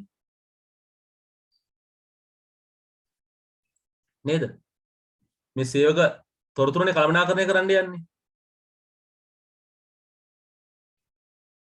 බැංකුවේ තියෙන බැංකු සැලසුම්, බැංකු රෙගුලාසි, බැංකු ප්‍රතිපත්ති, බැංකුවේ සේවා ගැන නේද? ඒවා ගැන මේ කතා කරන්නේ. කාලගුණ වාර්තා. මේ වැදගත් කාලගුණ වාර්තා. අනිත් ඈත් එක සංවිධානය කිරීම, නිවාඩු, ණය නේද? පේනවනේ. These are things. දැන් කෙනෙක් අහයි මොකටද කාලගුණ තොරතුරු? Why we need the weather details to the employees? ඇයි ඕනේ නැත්තේ? උදාහරණයක් දෙනවා. අද හවසට වහිනවා. එතන මොකද කරන්න පුළුවන්? කරදරකාරී සේවකෙනෙක් ඉක්මනට යන්න පුළුවන්. යන්න අවස්ථාව දෙනවා. එයා කියලා කියනවා සර් අද හවසට වහිනවා අපේ ගෙවල් පැත්ත මගාන් හොතු ගන්නවා. මට ඉක්මනට යන්න ඕනේ. එතකොට සේවකයා සතුටුයි. නේද? සේවකයා සතුටුයි. So they get some information in advance. So they can better serve their life. තමන් දැන් මම ඉන්නේ ගම් වතුර ඉක්මනට යන පැත්තක නම් අද හවසට වහිනවා නම් මගේ පතර ගම් වතුර ගැලුවා නම් මට ගෙදරට යන්න පුළුවන්ද වෙලාවට? යන්න බෑ. ඒතර මම ගෙදර ගියේ නැහැ කියලා මගේ ගෙදර ඔක්කොම වැඩ අවුල් වෙනවනේ. ඒතර එදාට මට ඉක්මනට යන්න පුළුවන් නම් ආයතනට කියලා එතකොට මගේ ජීවිතේ පහසු වෙනවා සුවපහසු වෙනවා මේක අවශ්‍යතාවයක් පෞද්ගලික සුවපහසු කරන්නනේ ඔන්න බලන්න වෙද ඩීටේල්ස් කොහොමද සේවකයාට බලපෑම් කියලා ඒතර අපි ඒජන්ට් කෙනෙක් ගත්ත ගමන් ඒජන්ට් පුළුවන් කියන්න අන්න අද මෙන්න මේ පැත්තට වහිනවා ලංකාවට මේකපාර වහින්නේ නැහැනේ ඒතර ඒ සේවකයන්ට මේ තොරතුරු ඉක්මනට ලැබෙනවා ඕක දාන්නේ තොරතුරු වටිනාකම තියෙන්නේ ලැබිච්ච ගමන් ගෝල්ඩන් රූල් එක ඒතර ඒජන්ට් මොකද කරන්නේ අර තොරතුරු අරයට දෙනවා පර්සනල් යූසර් ඇසිස්ටන්ට් කෙනෙක් නේ එතකොට ඒ අදාළ සේවකයාට කියනවා අන්න අද ඔයාගේ පැත්තේ වහිනවා හවසට. ඔයා ඉක්මනට ගෙදර යන්න. Now he's satisfied. He's well satisfied because he get some kind of information what is very much important to him. එයා ණයක් කරන් තියෙනවා. එයාගේ ණය ගෙවන දිනේ එයාට මතක නැහැ. එයාට මතක නැහැ. හිට ණය ගෙවන දිනේ ණය ගෙවනත් එයාට දඩ ගහනවා. personal assistant එයාට මතක් කරනවා. ඒයි තමසේ ණයයි මෙච්චරක්. තමසේ ණය වාරික හිට ගෙවන්න ඕනේ. හිට ගෙවන ණය වාරික. හොඳයිද නැද්ද? හොඳයි. ඒතර එයාට මතක් වෙනවා නේ මම ගෙවන්න ඕනේ හිට. එයා කොහමද සල්ලි ගෙවනවා? ණයට අරන් ගෙවනවා ඒක. ණය වාරිකේ. ඇයි? නැත්තම් දඩ ගහනවා. පේනවද? ඒවා අපි කියනවා මේ දැනුම් දීමේ සේවා. බෙද ගැන වෙන්න මොකක් හරි දෙයක්. නේ? නැත්තම් අපි කියමු උදාහරණයක් වශයෙන් දැන් wife and husband ඉන්නවා කියලා. husband අතර wife උපන් දෙන්නේ. personal detail නේ. personal detail. නේද? ඒක මොකද කරන්නේ? එයාට මතක් කරනවා. දැන් මෙතනට ඒක අදාළ වෙන්නේ නැහැ. නමුත් අපි මේකේ උදාහරණයක්. මේ තියෙන වෙන සේවා ටිකක්. ඒ වගේ තමන් මේකට අර ජීවිතේ දේවල් සම්බන්ධ කරගන්න. ජීවිතේ personal life නේ. personal lives. ජීවිතේ ගැන දේවල්. නේ? තමන්ගේ යාළුවෙක්ගේ දෙයක් හරි තමන්ගේ දෙයක් හරි සම්බන්ධ කරගන්න. දැන් මෙතන මේ කියන විශේෂණ දේවල්. මොකද මේ උඩ තියෙන සේවා ස්ථාන දේවල්. bank plans, bank regulations, bank policies. Okay. Register for learning opportunities. ඉතා වැදගත් නේ. තමන් ආද තමයි සංවර්ධනය කොහොමද? ක්ලාක් කෙනෙක් මැනේජර් කෙනෙක්. මැනේජර් කෙනෙක් සීනියර් මැනේජර් කෙනෙක්. සීනියර් මැනේජර් කෙනෙක් regional manager. Regional manager country manager. Country manager region manager. Region manager world wide manager. බලන්න. ඒ තැන් වලට යන්න අපිට අධ්‍යාපනය අවශ්‍යයි. දෙන register for different courses. නේද? ක්ලාක් කෙනෙක් එකපාර මැනේජර් කෙනෙක් වෙන්න බෑනේ. අදාළ දැනුම ලබා ගන්න නැතුව you have to register for that. You have to request for that. එතකොට අපිට පුළුවන් ඒජන්ට් සපෝට් ඒජන්ට් කියනවා. ඔයාට මේ ක්වොලිෆිකේෂන් තියෙනවා. ඔයා මේක හදාගන්න. ඔයාට මේක හදාගත්තා මෙතනට යන්න පුළුවන්. ඔයා මේක හදන්න. දැන් බැංකුවේ ගොඩක් පැත්තනේ ඔඩිටින් පැත්තේ වෙනම දේවල් තියෙනවා මැනේජින් පැත්තේ. ඒ පැත්ත අපිට පාත් එක තෝරගන්න පුළුවන්. So the agent can help to do these things. So මෙන්න මේවා තමයි අපි ඒජන්ට් ගෙන් බලාපොරොත්තු වෙන දේවල්. ඉතින් මේකට අපිට අපේ කොයි knowledge දැනුම අවශ්‍යයි. දැනුම. මේ දැනුම තියෙන්නේ. නේද? මොකද අපිට නොදැන්නාට දැන් මේ weather reports එහෙම අපිට එකපාරට පේන්නේ නැහැනේ මොකද්ද මේකෙන් මේ කරන්න යන්නේ කියලා. weather reports කාලගුණ තොරතුරු වලින් සම්බන්ධ කරගන්න. ඊට පස්සේ නිවාඩු සම්බන්ධයෙන් විස්තර. දැන් සේවකයෙක්ට ආදරක නිවාඩු සීමා සහිත ගාණක් නේ තියෙන්නේ. අපිට ඕන තරම් නිවාඩු ගන්න බෑනේ. වැඩිපුර නිවාඩු ගත්තොත් පඩි කැපෙනවනේ. ඒතර අපිට චෙක් කරලා බලත හැකි මං කොච්චර නිවාඩු අරන් තියනවද? මට කොච්චර නිවාඩු ඉතුරුද? නිවාඩු විවිධ ආකාරي තියෙනවනේ. sick leave වෙනම තියෙනවා නේද? casual leave වෙනම තියෙනවා. annual leave වෙනම තියෙනවා. අසනීප නිවාඩු වෙනම, වාර්ෂික නිවාඩු වෙනම, සාමාන්‍ය නිවාඩු එහෙම තියෙනවා. අපි කොච්චර පාවිච්චි කරලා තියෙනවද? අපිට කොහොමද? දැන් සමහර ආයතන දෙනවා මේ education අධ්‍යාපන සඳහා නිවාඩු ලබා දෙනවා. ඒවා වෙනම ලබා දෙනවා. ඒවා වෙනම. පඩි ගෙවනවා ඒවට. අසනීප වලට පඩි ගෙවනවා. හැබැයි සීමාවක් තියෙනවා. අසනීපයි කියලා මේ අවුරුද්දම අසනීප වලට දාන්න බෑනේ. අපිට චෙක් කරලා අපි කොච්චර නිවාඩු අරන් තියෙනවද? අපිට කොච්චර ඉතුරුද? ඉතින් සමහර ආයතන නිවාඩු ගත නැතුවට ගෙවනවා. නිවාඩු ගත නැතුව ගෙවනවා ඒගොල්ලෝ. මුදලක් ගෙවනවා ඒකට. නිවාඩු නොගත්තට ගෙවනවා. අපි චෙක් කරලා බලතේ. ඒක අපිට අත්‍යවශ්‍ය නොවන නිවන නොගෙන ඉන්න පුළුවන්. ඒ ඔක්කොම අපිට මේ ඒජන්ට් හරහා කරගන්න පුළුවන්. මේ දැනුම එකතු කරගන්න විභාගෙදි මේවා ප්‍රශ්න වශයෙන් අපිට දාලා තියෙනවා. ප්‍රශ්න වෙලා තියෙනවා. ඒක අපි කියන්නේ මේවා දාගන්න දැනුමට තමන්ට උත්තර ලියන්න පුළුවන්කම තියෙනවා. මොකද අපිට පොදුවේ තියෙනවනේ අපි අර කියවන්නේ නැති ගැටලුවක් අපිට තියෙනවනේ. නිසා අපිට යම් තැන්වලදී පොඩි අඩුපාඩු අහන්නේ තුනක්නේ. අහන්නේ. ඉතින් මේක රචනා ප්‍රශ්නයක් නෑ තමන්ට අත දිගලා ලියන්න පුළුවන්. කරුණ කියලා කරුණ පැහැදිලි කරන්න.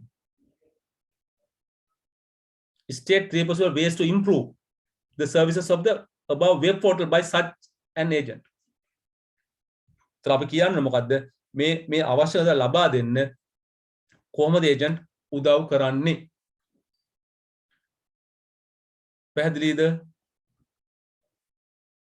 උත්තරේ ලියා ගන්න පුළුවන්ද?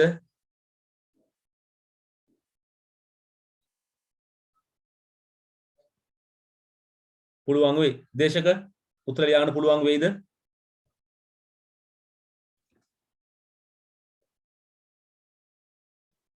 නිසංසලා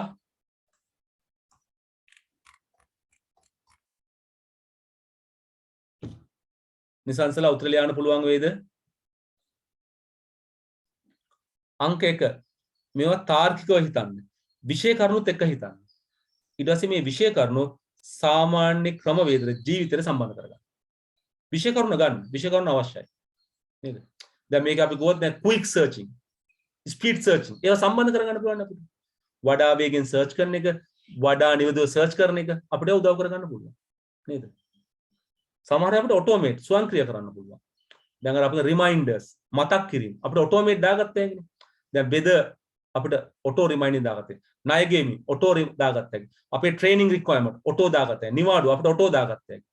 අපිට ඇලර්ට් සර්විස් අපිට ඇලර්ට් එන්නේ නේද? ඔය ෆෝන් වල ඇලර්ට් දා අපිට ඒ වගේම ඒජන්ට් හට ඇලර්ට් දා ගන්න පුළුවන්. ක්ෂණික දැනුම් දී. ඒක අපිට හරි පහසුයි. ඒවා තමයි මේක ඉම්ප්‍රූව් කරන දේවල්. දැන් ගොඩක් වෙලාට ආයතන වල මේවයි ක්‍රමවේද දැන් පාවිච්චි කරනවා සේව ගැන දැනුවත් කරන්න. ඒක හරි පහසුයි. දැන් අතන අපි උදාහරණයක් වශයෙන් කිව්වොත් පන්ති වලත් අපි ටියුෂන් පන්ති අපි ගෲප් හදන් ඉන්නේ නේ පණිවිඩ දාන්න. පන්තිය තියෙනවා පන්තිය නෑ පන්ති වල පටන් ගලා වෙනස් කරලා අපි ඉන්ෆෝම් කරන්න. මේකත් යම් කිසියක දැනුම් දීමේ සේවාවක් නේ. ඒක අපිට පුළුවන් නම් මේකට ඒජන්ට් කෙනෙක් සම්බන්ධ කරගන්න ඉන්ටෙලිජන්ට් කෙනෙක් සම්බන්ධ කරගන්න වඩා පහසුයි. ඒක අපිට මේක කරන්න. උදාහරණයක් වශයෙන් කරන්ට් එක කපනවා නම් අපිට දැනුම් දෙන්න පුළුවන්. පන්තිය කරන්නේ නැත්නම් අපිට දැනුම් දෙන්න පුළුවන්. ඒ වගේ බැංකුවකත් මේක ගොඩක් වැදගත්. බැංකුවනේ ඕනම ආයතනයකට හරි වැදගත්. Now the people are slowly moving to implement these kind of services. ඒසට මේවත් අපිට යම් කිසි ආකාරයෙන් ගන්න පුළුවන්. බලන්න මේක සම්බන්ධ කරලා පාඩම් දෙකක්. අර e-business කැලලයි ඒජන්ට් කැලලයි. හැමසෙම එහෙම තමයි වෙන්නේ. අද තනි ප්‍රශ්න අහන්නේ නැහැ. එක ප්‍රශ්නය තුල කොටස් දෙකක් හෝ තුනක් තියෙනවා. පාඩම් දෙකක් හෝ තුනක් සම්බන්ධ. අපිට අනිවාර්යයෙන් මේ පාඩම් දෙක හෝ තුනම දැනගෙන ඉන්න ඕනේ උත්තරේ හදාගන්න. ඔය 2016 අපි යන 2015ට 2015ත් අපිට වගේ ප්‍රශ්න ටිකක් තියෙනවා.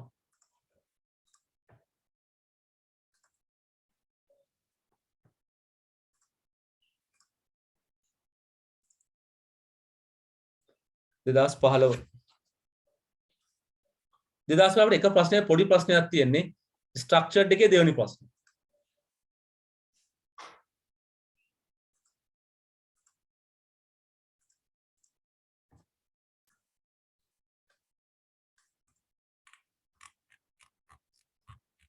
ස්ට්‍රක්චර්ඩ් එකේ දෙවෙනි ප්‍රශ්නේ B කොටස.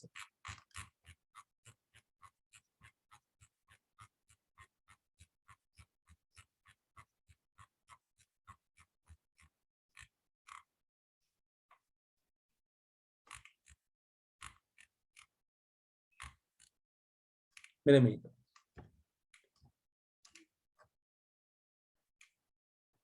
පොතේ පේපර් එක තියෙනවා.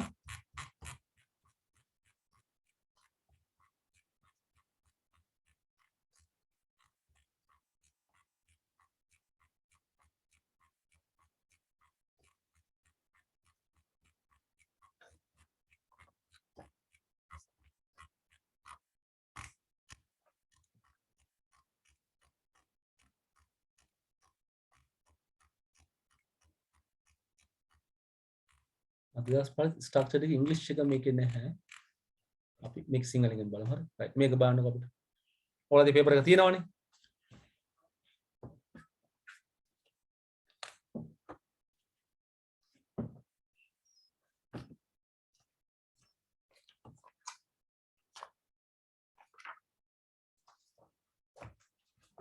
බලමු අද අපිට ලියන්න පුළුවන් කියලා.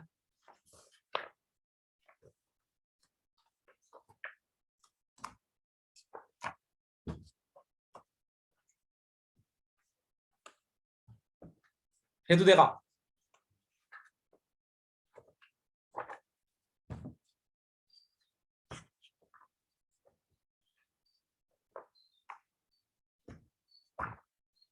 ටක් ගාලා මට කියන්න වොයිස් ලෙන් කියන එක ලේසි කියලා මට හිතෙනවා.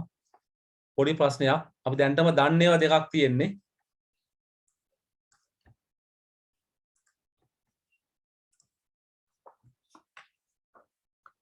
පුළුවන් නේ කියන්න.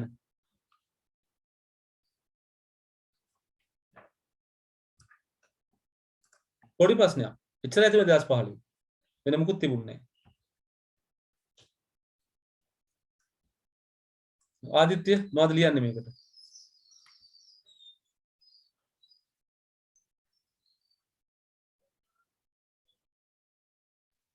අවශ්‍ය අන්තර්ජාල යටිතල පහසුකම් නොමැති වීම. ඔව් ඒකත් අපිට කියන්න පුළුවන්. පසුබට වීමට හේතුව. නේද? දැනට ඒගොල්ලෝ ළඟ අන්තර්ජාල පහසුකම් නොමැති වීම. අපිට ඒක දාන්න පුළුවන්. වෙන සුපුන්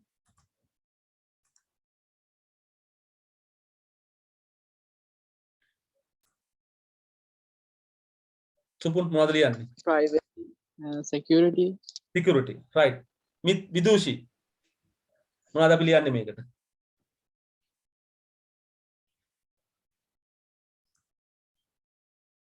මොනවද අපි ලියන්නේ?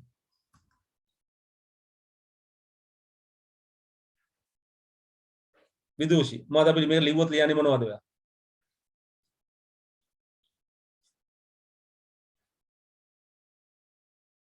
රිද්මි අන්නේ නැති වෙන්න පුළුවන් කොහොමද පාවිච්චි කරන්නේ කියලා. අන්න හරි. දැනුම නේද? අපිට මේකේ ගොඩක් උත්තර ලියන්න පුළුවන්. එකක් තමයි අන්තර්ජාලය භාවිතා කිරීමට අවශ්‍ය දැනුම පහසුකම් නොමැති වීම. දැනුම බෑ පහසුකම් අන්තර්ජාල පහසුකම් කම්පියුටර්ස් අරවා මේවා නැහැ. ඒක එක හේතුවක්. දැනුම නොමැති වීම පහසුකම් නොමැති වීම. දෙකම එකක් හැරෙට ගන්න. හරිද? So the users doesn't have facilities to use that and they don't have enough knowledge to use that. එක එකක් වශයෙන් ගන්න. අනිත් පැත්තෙන් ඒවා තිබ්බත් මිනිස්සු භාවිතා කිරීමට පසුබට වෙනවා. ඒ තමයි ආරක්ෂාව, security. ඊළඟට privacy. පෞද්ගලික සම්බන්ධයෙන් උතරු ප්‍රශ්න. මොකද අපි දැන් මේක පස්සේ අපිට පෞද්ගලිකව දෙන්න එපා. අපි නේද යම් කිසි ආකාර අපේ නම, ඇඩ්‍රස් එක, ටෙලිෆෝන් නම්බර් ඒවා පෞද්ගලිකත්වයට සම්බන්ධයෙන් එක. privacy issues. ඊළඟට අපි මේ ක්‍රියාදාම විශ්වාස කරනවා. the trust විශ්වාස සම්බන්ධයෙන් වූ ප්‍රශ්න. ඊට පස්සේ තොරතුරු සොරා ගැනීම සම්බන්ධයෙන් වූ ගැටලු. hacking problems. මේ ඔක්කොම අපිට ලියන්න පුළුවන්. ඉතින් මේවා මේ කරුණු දෙකක් අපිට ලියන්න වෙනවා. හැබැයි හැමසෙම ගොඩාක් කර පොදු කරුණු ලියන්න. මං කිව්ව එකයි. දැන් පුහුණුව, භාවිතයේ හැකියාව, අන්තර්ජාල සේවා ඔක්කොම එකකට ගන්න. එකක් වශයෙන් ලියන්න. මං කරේ complete කියන එක, comprehensive කියන එක. ඒතර වඩා හොඳයි. ආරක්ෂාව, පෞද්ගලිකත්වය, විශ්වාසය එක එකට ගන්න. හැක් කරන එක ඔක්කොම එකට ගන්න. එතකොට අපිට එක කරුණක් අපි ලිව්වට ඒ කරුණ ඇතුලේ පිළිතුරු කොටස් කීපයක් තියෙනවා. ඒක වඩා සාර්ථක උත්තරයක් වෙනවා. පැහැදිලිද? When you write the answer, I always say short, comprehensive, complete. කෙටියෙන් ලියන්න අර්ථවත් නැ පරිපූර්ණ. ඒක පරිපූර්ණ කොට අර එකතු කරලා ලියන්න. ඒතර ලකුණු දීම පහසුයි. ලකුණු ලබා ගැනීම පහසුයි. ඇයි? ඔක්කොම ටික තියෙනවනේ. මොන කරුණ ලිව්වත් ලකුණු ලැබිලා තමයි. මේක ස්ට්‍රක්චර්ඩ් නිසා අර වැල් වටාරන් ලියන්න එපා. එකතු කළා සම්බන්ධ කළා කම්බයින් කරලා උත්තර ලියන්න. එහෙනම් මේක ලියාගත්ත හැකි මෙච්චරයි ඒ අවුරුදු තිබුණේ. වෙන මොකුත් තිබුණේ නැහැ 2015. හැබැයි 2014ට ගියාම අපිට ප්‍රශ්න ගොඩක් ආවා. 2014.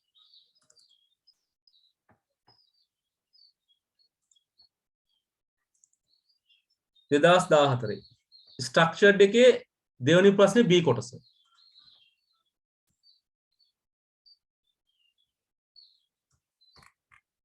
ස්ට්‍රක්චර්ඩ් එකේ දෙවෙනි කොටසේ B එක.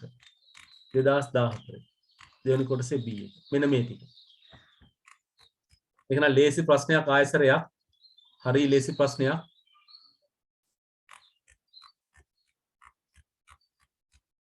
හරි ලේසි ප්‍රශ්නයක් අපිට නේද? මේ ආන්නේ මේ ගණිතනුව නම් කරන්නලු C to C ද කතා ටික. ඔයාලා ලියත හැකි ජස්ටිෆයි කරන්නත් පුළුවන් ඔයාලා ටක් දාලා. නේද?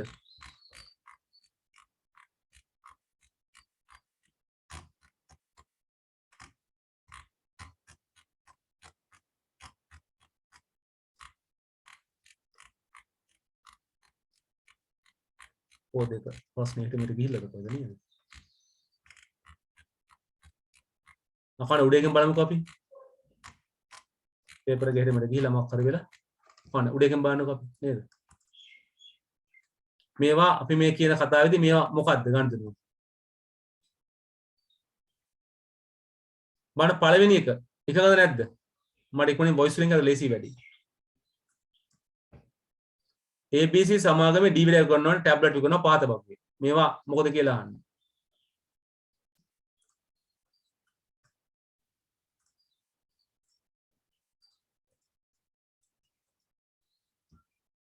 නේද? මේක. දැන් මේක C2C ද? C2C නෙමෙයිනේ. ඇයි? ABC සමාගමෙන් තමයි DVD විකුණන්නේ. එතකොට මේක ABC කියන්නේ සමාගමක්, කම්පැනියක්, බිස්නස් එකක්. මේක C2C නෙමෙයි. එන එකඟ වෙන්නේ නැහැ හේතුව කියන්න පුළුවන්. කිසි ප්‍රශ්නයක් නැහැ. You can simply say the answer. නේද? අපිට කිසි ගැටලුවක් නැහැ මේක උත්තරේ කියන්න පුළුවන්. ඒක සරල ප්‍රශ්නයක් Tamanට අහන්න. දෙවෙනි එක අහනවා නේද? මේක B2C ද? ඔව් මේක B2C. ABC කියන්නේ ආයතනයක්, C කියන්නේ කස්ටමර්. එහෙනම් ටැබ්ලට් එක සල්ලි වලට ගන්නවා කියන්නේ මේක B2C. ප්‍රශ්නයක් නැහැ. මෙන්න මේ උත්තර අපි ලිව්වා දැන් ප්‍රශ්න නැහැ. මෙන්න මේක කරනවා. ඒජන්ට් කෙනෙක් සම්බන්ධ වෙනවා. දාන්නේ ABC මොනවද කියලා. A මොකද්ද B මොකද්ද C මොකද්ද? යා කරන්නයි තියෙන්නේ. මම ටගල උත්තර ටික දාන්න බලන්න ABC වලට.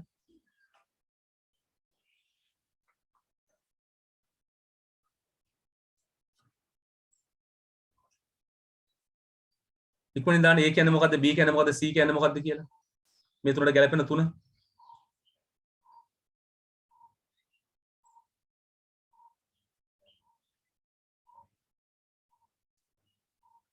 හැමෝම දාන්න ටක් ගාලා ABC මොනවද කියන එක A කියන්නේ මොකද්ද B කියන්නේ මොකද්ද C කියන්නේ මොකද්ද කියලා. පොඩි ප්‍රශ්නයක්.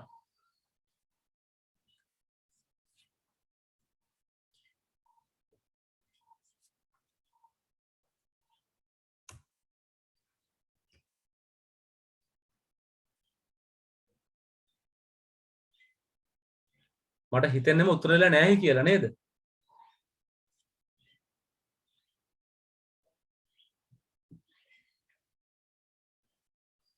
ඒ කියන්නේ කවුද? දැන් ඇත්තටම මැද්දේ ඉන්න කෙනා තමයි software agent. මෘදුකාංග නියෝජිතයා. ඒතර A කියන කෙනා එක්ක කස්ටමර් එක්ක සමාගම. C කියන කෙනා එක්ක කස්ටමර් එක්ක සමාගම. අනිවාර්යෙන් B වෙන්න ඕනේ මෘදුකාංග නියෝජිතයා. හරිද? ඒතර B මෘදුකාංග නියෝජිතයා A එක්ක කස්ටමර් එක්ක ආයතනය. C එක්ක කස්ටමර්. එහෙම ලියුවනම් ඇති. දෙක එකක් ලියන්න ඕනේ. A කියන්නේ අපි කස්ටමර් කියලා ගත්තා. ඒතර අනිත් ඒවා දාගන්න පුළුවන්. ප්‍රශ්නයක් වෙන්නේ නැහැ. පැහැදිලිද?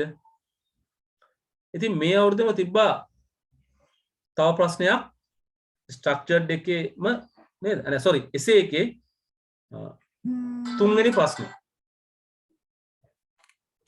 essay එකේ තුන්වෙනි ප්‍රශ්නේ අපෙන් අහන ආයසරයක් මේ ඒජන්ට්ලා ගැන ප්‍රශ්නයක්. බිස්නස් සහ ඒජන්ට්ලා ගැන තුන්වෙනි ප්‍රශ්නේ essay එකේ.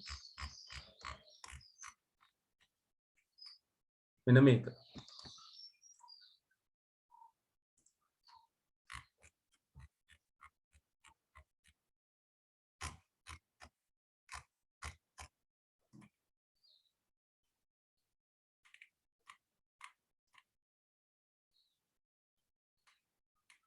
තුන්වෙනි එක. ඉතින් මේක ටිකක් අර වෙනස් ආකාරයේ ප්‍රශ්නයක්, විස්තර ඉදලන ප්‍රශ්නයක්. හැබැයි අපිට මේක කියවලා විස්තර ලියා ගන්න පුළුවන්කම තියෙනවා.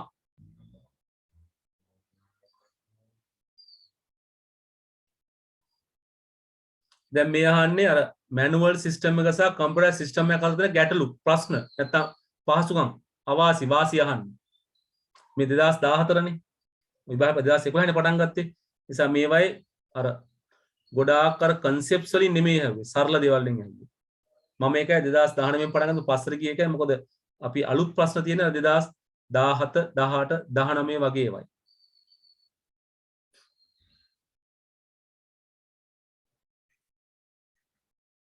මොකද කියන්න පුළුවන්? ඇයි අපි ඔන්ලයින් කරන්නේ? අර normal ප්‍රශ්නේ නේද? manual system මොකද වෙන්නේ? manual system slow, less efficient, low security. ඕවනේ තියෙන්නේ. නේද? ඒතර ඒ ටික මෙතන සම්බන්ධ කරනවා. හැමසම අපි ගත්ත හස්තිය පද්ධතියක් කාර්යක්ෂමතාවය අඩුයි, නිර්වත්තාවය අඩුයි, විශ්වාසදායකව අඩුයි. ඔය ටික මෙතන සම්බන්ධ කරනවා. මේ වැටුප් හදන එකක් නේ. ඒකට අර අපේ සංකල්ප එකතු කරගන්නවා. නේද? වැටුප් හදන්න පරක්කු වෙනවා, ප්‍රොමෝෂන් දෙන්න පරක්කු වෙනවා, වැටුප් ඉන්ක්‍රිමන්ට් පරක්කු, ඒ ඔක්කොම කියලා සම්බන්ධ කරනවා මේකට. හැමතිස්සෙම එසේ එකේදී හොඳට බලන්න අර concept එක තමන් අහන ප්‍රශ්නයේ තියෙන කරුණු වලට බද්ධ කරගන්න. Combine the concepts to the parts of the question. ඒකන අපි කියන්නේ knowledge synthesizing කියලා. දැනුම ඒකාබද්ධ කරගන්නවයි කියන්නේ. මොකද නිකම් සංකල්පයම අහන්නේ නැහැ. ඒවා කටපාඩම් කරලා ලියන්න පුළුවන්.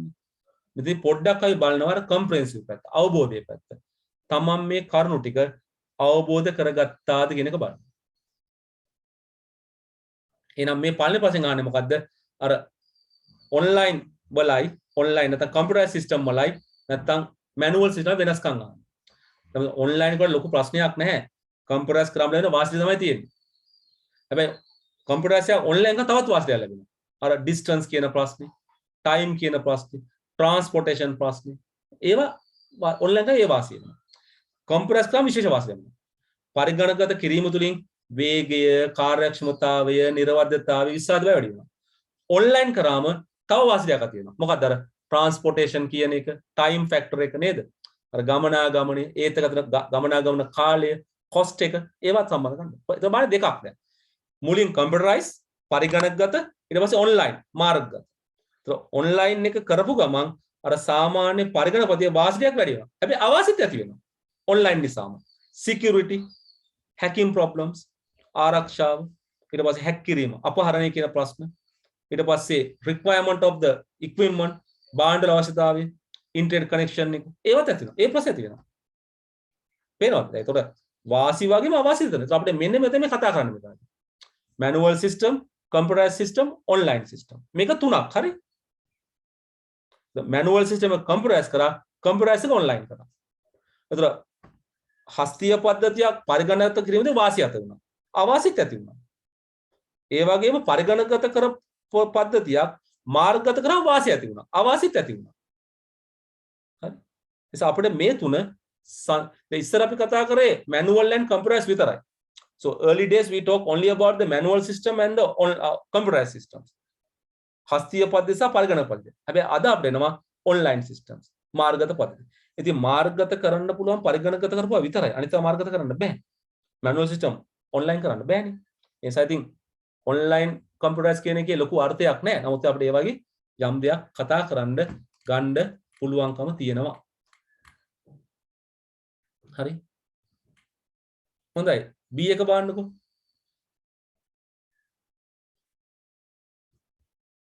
When you apply artificial intelligence, this can reduce the time.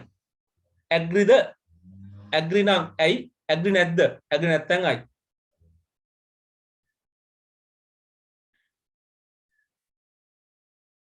මොකද හිතෙන්නේ? agreed agree නැද්ද? හසිනි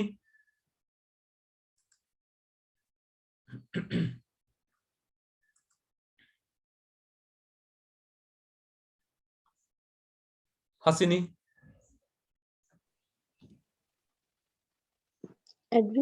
agree reason එක දේශක පුළුවන් reason එක කියන්න. ඔය agreed නැද්ද?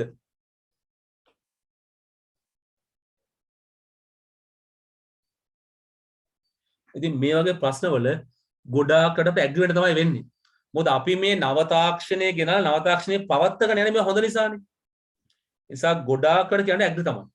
හැබැයි agree නැති අපි justify කරන්න ඕනේ. ඒත් අපි කියන මේ කෘත්‍රිම බුද්ධිය පාවිච්චි කරන්නේ මොකක්ද? වඩා සාර්ථකව, වඩා වේගයෙන්, වඩා විශ්වාසයෙන් වැඩ කරන්න. ඒත් මේවා වඩා හොඳින් වැඩ කරන්න පුළුවන්. අර්ථයක් කරගන්න. අංක 1 කාලය, ස්පීඩ් එක, performance. නැත්නම් කාර්ය සාධනය, කාර්යසතාව, efficiency ඔය වැඩි වෙනවා. අන්තික reliability, විශ්වාසය වැඩි වෙනවා. trust විශ්වාසය වැඩි වෙනවා. ඒක තමයි අපිට කියන්න තියෙන්නේ. බලන්න එකම තරම මේක තියෙන්නේ. එකම කරුණු ටික අපි කතා කරන්නේ. හැබැයි මේ ප්‍රශ්නයට අදාළ වෙන විදිහට දාන. ඒක මම කියන්නේ මේ ප්‍රශ්නේ ලේසි ප්‍රශ්නයක්. Tamanට මූලික සංකල්ප ටික තේරුණා නම් ඒ සංකල්ප ටික මේ කතා කරන ගැටලුවට ඔබා ගන්න. ගැටලුවට ඔබා ගන්න. මොකද අද වෙනකොට අපිට දැන් අලුත් ප්‍රශ්න අහන්න පුළුවන් මේ තියෙන වාතාවරණයත් එක්කනේ. විශේෂයෙන් අපි වර්ල්ඩ් ගත්තොත් කොවිඩ් වසංගතය සම්බන්ධයෙන් ප්‍රශ්න අහන්න පුළුවන්. ලෝකල් කන්ටෙක්ස්ට් එක ගත්තොත් ඔය තියෙන ප්‍රශ්න නේද පොඩි පොඩි ප්‍රශ්න ටිකක් තියෙනවනේ. ඒවා ගැන අහන්න පුළුවන්.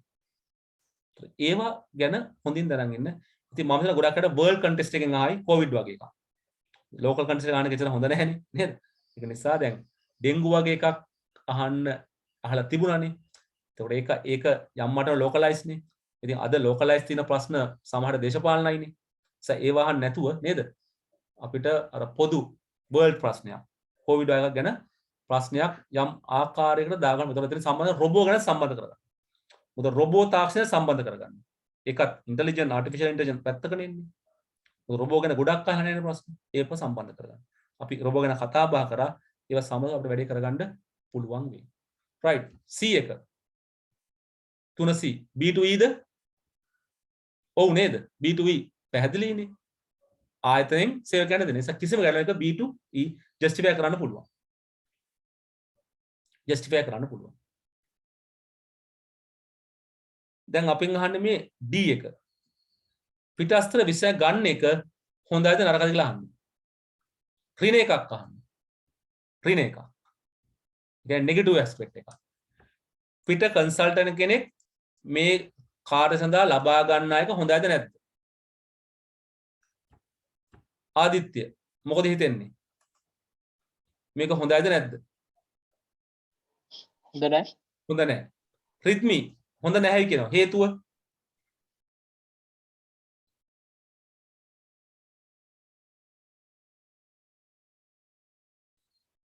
හොඳ නැහැයි කියනවා. ඔයා කියත් හොඳ නැහැ කියලාද?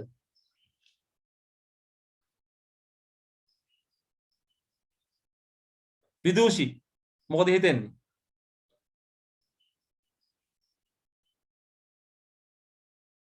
හොඳයිද නැද්ද? හොඳ නැහැ කියලා කියනවා දැන්. ආදිත්‍ය හොඳ නැහැ කියනවා. මමත් එකඟයි හොඳ නැහැ තමයි මමත් කියන්නේ. ඇයි? සරල හේතුවක් තියෙනවා. සරල හේතුව මොකද? අපි මෙහෙම ගමුකෝ. ගෙදර ගැටලුවක් වෙච්ච වෙලාවකදී පිට මිනිස්සුයෙක් ගැටලුව විසඳන්න ආවොත් ගෙදරට මොකද වෙන්නේ? එයා ගෙදර තත්ත්වය හොඳින් දැනගන්නවා. ඒතර එයාට එළියට ගිහලා කියත හැකි අන්න අර ගෙදර මෙහෙමයි කියලා. ඒකනේ මෙතන වෙලා තියෙන්නේ. පිටස්තර පුද්ගලයෙක් ආයතනය ඇතුළට ආපුවම ආයතනයේ දින පෞද්ගලික තොරතුරු ආයතනයේ පෞද්ගලික තොරතුරු පිටට යනවා. සේවකයන්ගේ පෞද්ගලික තොරතුරු පිටට යනවා. ඊට පස්සේ ආයතනයේ දින රහස් මේක බිස්නස් ඕගනයිසේෂන් ව්‍යාපාරික රහස් එයාට ලබා ගන්න පුළුවන්. ඒ ව්‍යාපාරික රහස් එයා අරන් ගිහිල්ලා බාහිර ආයතන වලට ලබා දෙන්න පුළුවන්. අපේ තරංකාරී වෙළඳ ආයතන ඒ රහස් තොරතුරු අරගෙන ඒගොල්ලෝ ව්‍යාපාර කරනවා. ඒතකොට අපේ ආයතනට හානියක් සිද්ධ වෙනවා. නිසා බාහිර පිටස්තරයේ බාහිර පුද්ගලයෙක් පිටස්තර කෙනෙක් ආයතන බඳවා ගැනීමේදී විශේෂ ආරක්ෂා ගන්න. සාමාන්‍යයෙන් අපි කියන අර non disclosure statement එකක් තියෙනවා. යම් කිසි ආයතනයක පුද්ගලයෙක් සේවයට ගත්තාම අපි අත්සන් කරනවා ආයතනයේ තොරතුරු ආයතනයේ රහස් ආයතන දේවල් බාහිර පුද්ගලයන්ට යම් කාලයක් තුළ නොදී ඉන්නවා කියන. ආයතනයෙන් අස්සේ ගත්තා. දැන් ඔයගොල්ලෝ දන්නවා මේ දවස්වල ක්‍රිකට් වල අත්සන් කරන්නේ ඇග්‍රීමන්ට් එකක් නේද? අස්සුනොත් මෙහෙමයි කියලා ඔයාලට පේනවද? ඒ ආයතනයේ රහස් පිටට අරගෙන යන භයානකයි. දැන් මම එක්තරා කාලයක එක්තරා ආයතනයක ප්‍රශ්න පත්‍ර උත්තර පත්‍ර ලකුණු කරන්න ගියා.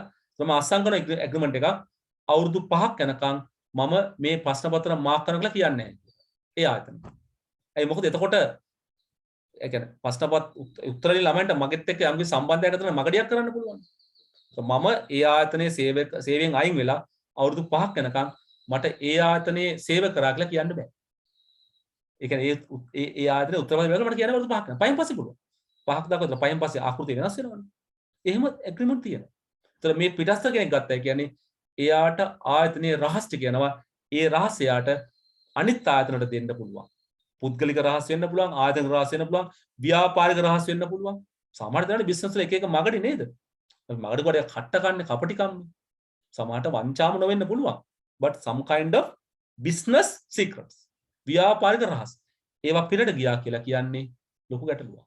ඒ වගේ සමහර ව්‍යාපාර රඳාපවතින විශේෂ තනි ව්‍යාපාරද දැන් KFC වගේ එකක් pizza වගේ එකක් ඒගොල්ලන්ගේ රෙසිපි එක කොච්චර වටිනවද කවුරු කෙනෙක් මේ රෙසිපි එක අරන් ගියොත් ඒගොල්ලන් ව්‍යාපාරය කඩාපහත් වෙනවනේ විනාශ වෙනවනේ ඒක නිසා ඒ වගේ අපි කතා කරමු එහෙනම් මේක අපිට ලියන්න වෙන්නේ එකඟ වෙන්න බෑ මොකද ආයතනයේ රහස් තොරතුරු පිටතට ගලා යෑමේ හැකියාවක් තියෙනවා පුද්ගලික තොරතුරු වෙන්න පුළුවන් ආයතන තොරතුරු වෙන්න පුළුවන් ව්‍යාපාරික රහස් වෙන්න පුළුවන් මේ ඕනම දෙයක් නැතිවීම තුළ විශාල ආයතනට හානියක් බලපෑමක් සිදු වෙනවා. අන්න ඒ කතාව පින්න කියන්නේ.